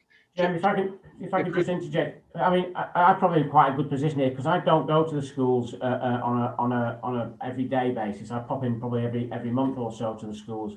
And I've seen significant changes in behaviour where we've taken a school on where behaviour, I mean, this is actually real, where people were fighting as I went in the school.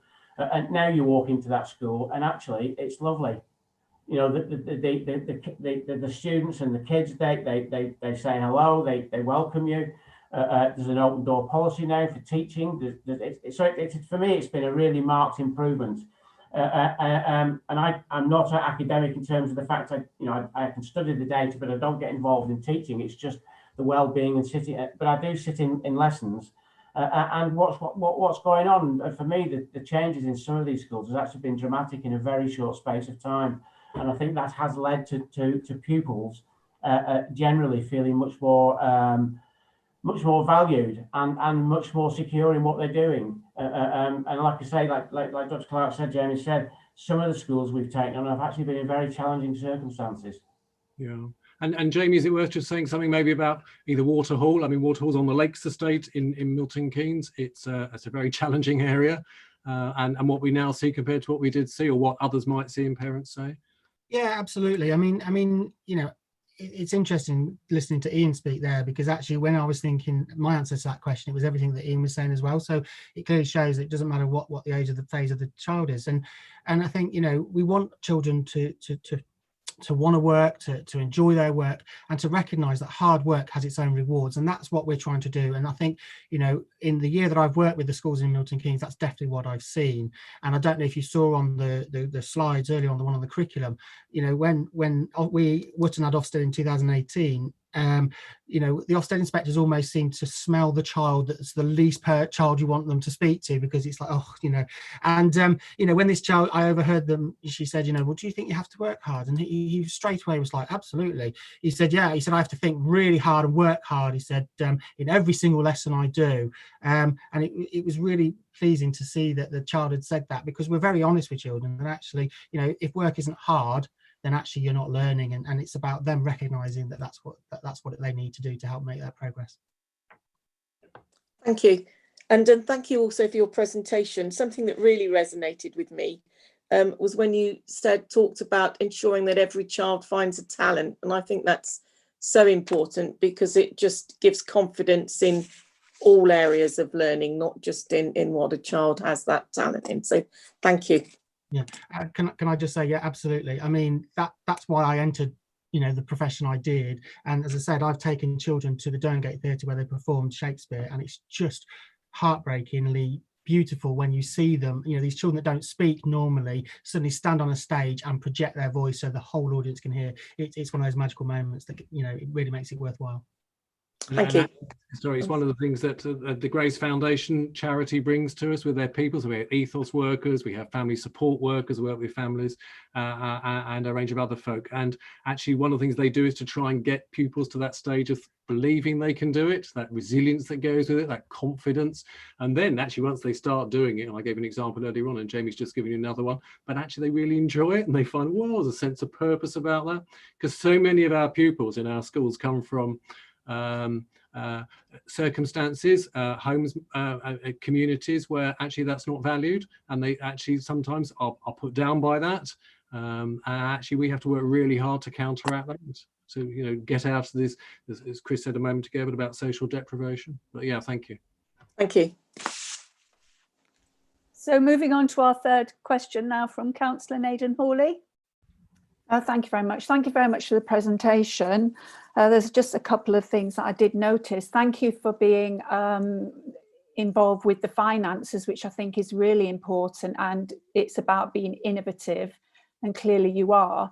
And also I was interested in the fact that you talked about everyone being involved using Kaizen theory, which is really good, and it shows me that you are forward thinking, so thank you for that. So my question really is about leadership. As an ex-teacher, I'm very sort of like interested in leadership, and strong leadership is vital to the success of any school. So could you please give me examples of how you will seek, or you have sought to recruit, a talented and visionary head teacher, and what measures will you put in place to ensure that they are supported, challenged and developed to lead the school successfully?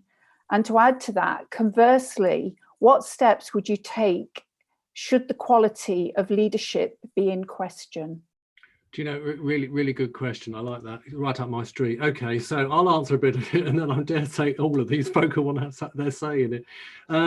Actually, the truth is that we work really hard to recruit decent people. People often say, why is it going so well, Jamie? What is it? I say, well, it's all the other people. And it's true. We really work hard to recruit those good people. But recruiting is one thing, isn't it? How do we do it? Well, we use any method that we use that's legal and appropriate. We actually tend to use headhunting organisations. We've got one that we work with, Pentier, largely. It's only for head teacher level, and they're always successful for us. It's not cheap, but they'll do a huge amount of work to get the best people to make sure they come forwards for these roles.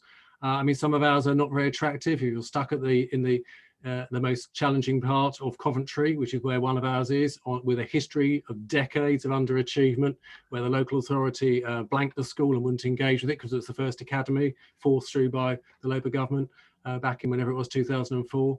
No, it was 6 for them. Actually, we've had to work really hard to try and turn that around, but it's not very attractive for somebody to come in, but we've managed to find people. We work hard and we challenge them because, you know, Jamie and myself, we go in on a regular basis. We're not hands off, we're hands on, as in making sure we know what's going on.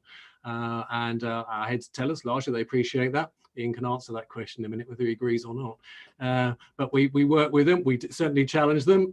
We definitely support them. I had a head on the phone to me at 7:30 this morning. In fact, Jane from Rushton, because they had wanting a bit of advice about 6 of their staff this morning had let them know at 7:20 they've been alerted by Track and Trace teachers this is that can't attend today.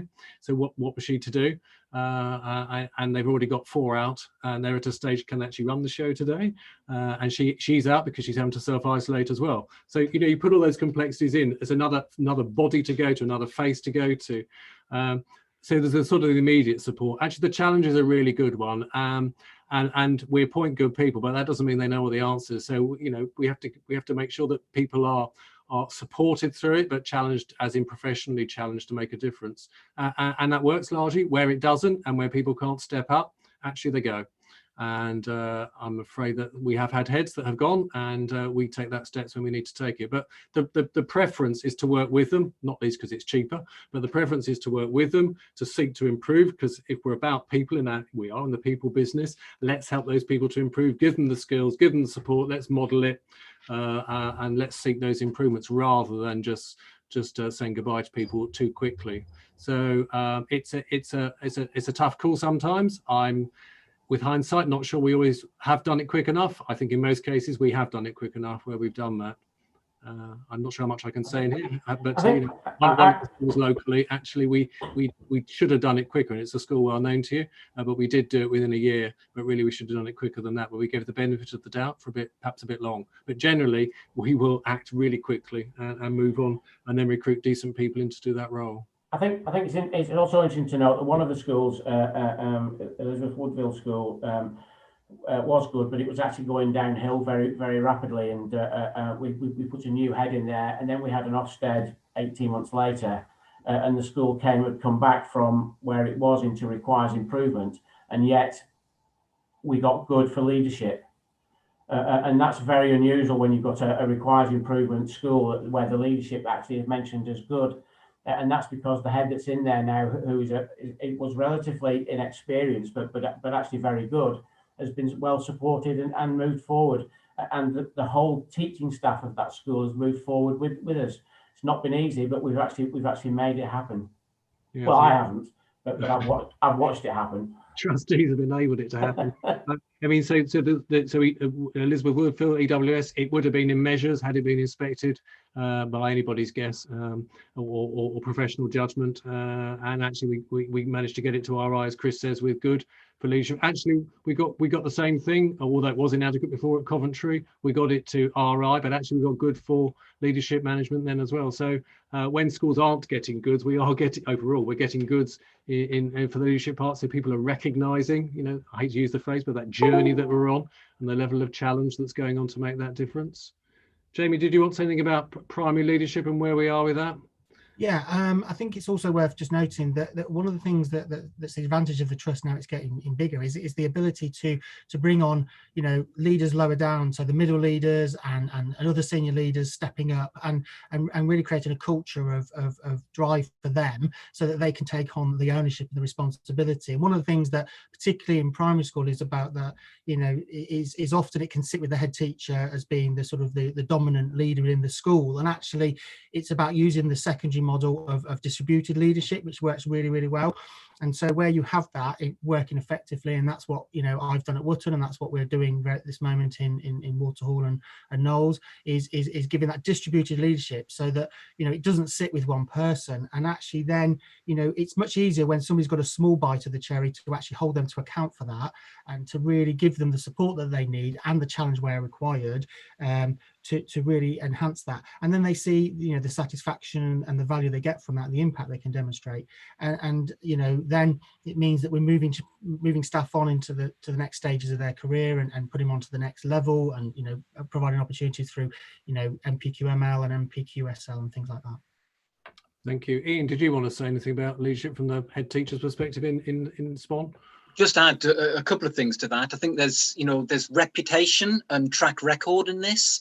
So in terms of, you know, attracting the people that you want, the right people to do the job, you can look at Tove Learning Trust and you can see that there's a reputation there for support and challenge, but also for autonomy. And head teachers like to do things in their own way. It's their school.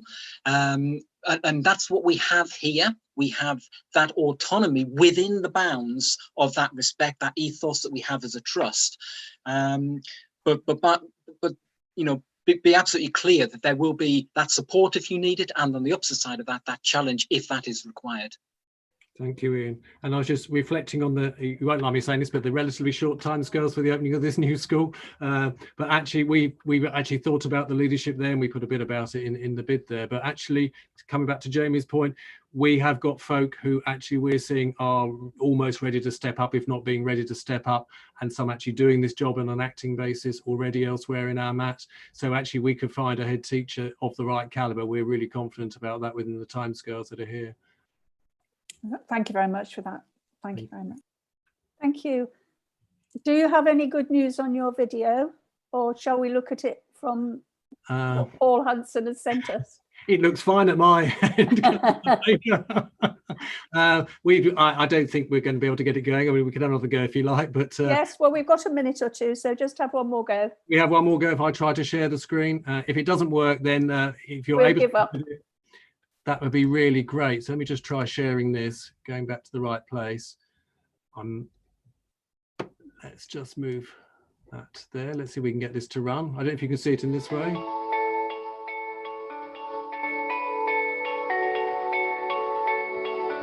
We've gone further than before. So my name's Jamie Nairn. I am...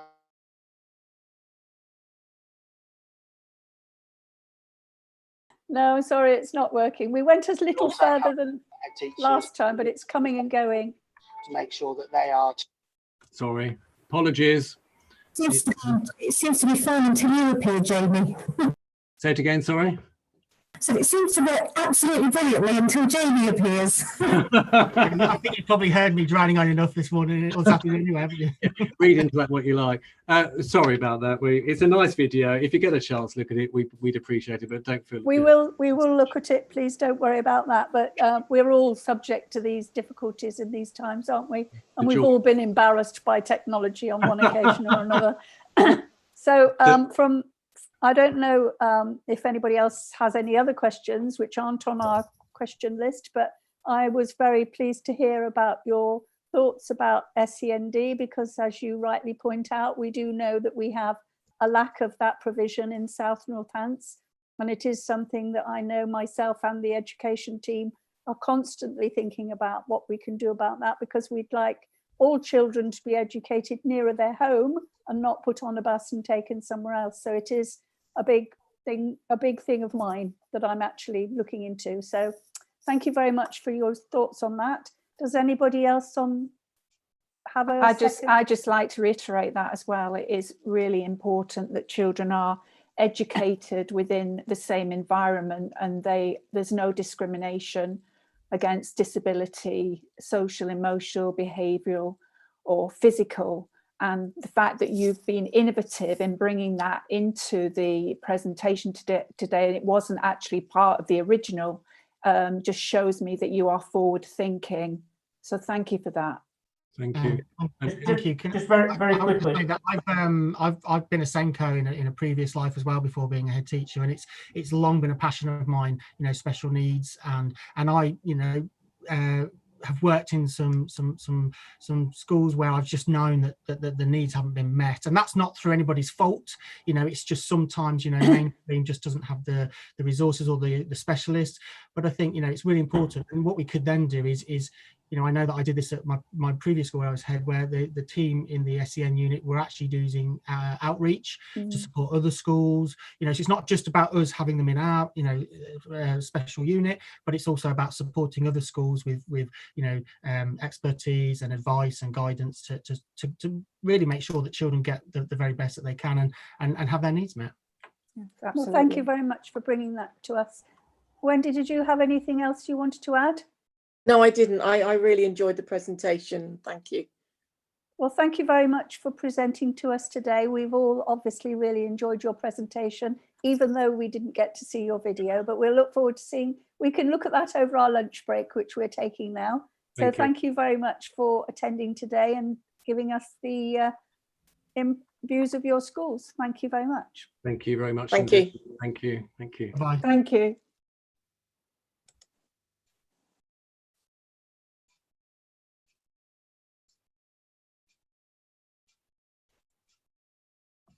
We are now having a lunch break, aren't we, till what time did you say? 1:45? Yes, we've got about 35 minutes. I noticed earlier that a lady from the next meeting was in the waiting room. Are you able to contact her and tell her that there is a time lag? What I can do, Chair, is I can stop the YouTube live stream and then I'll bring her into the meeting and explain to her that we're reconvening in 35 minutes. Do you need us to be here or shall we just disappear? You can we'll all just turn our video off.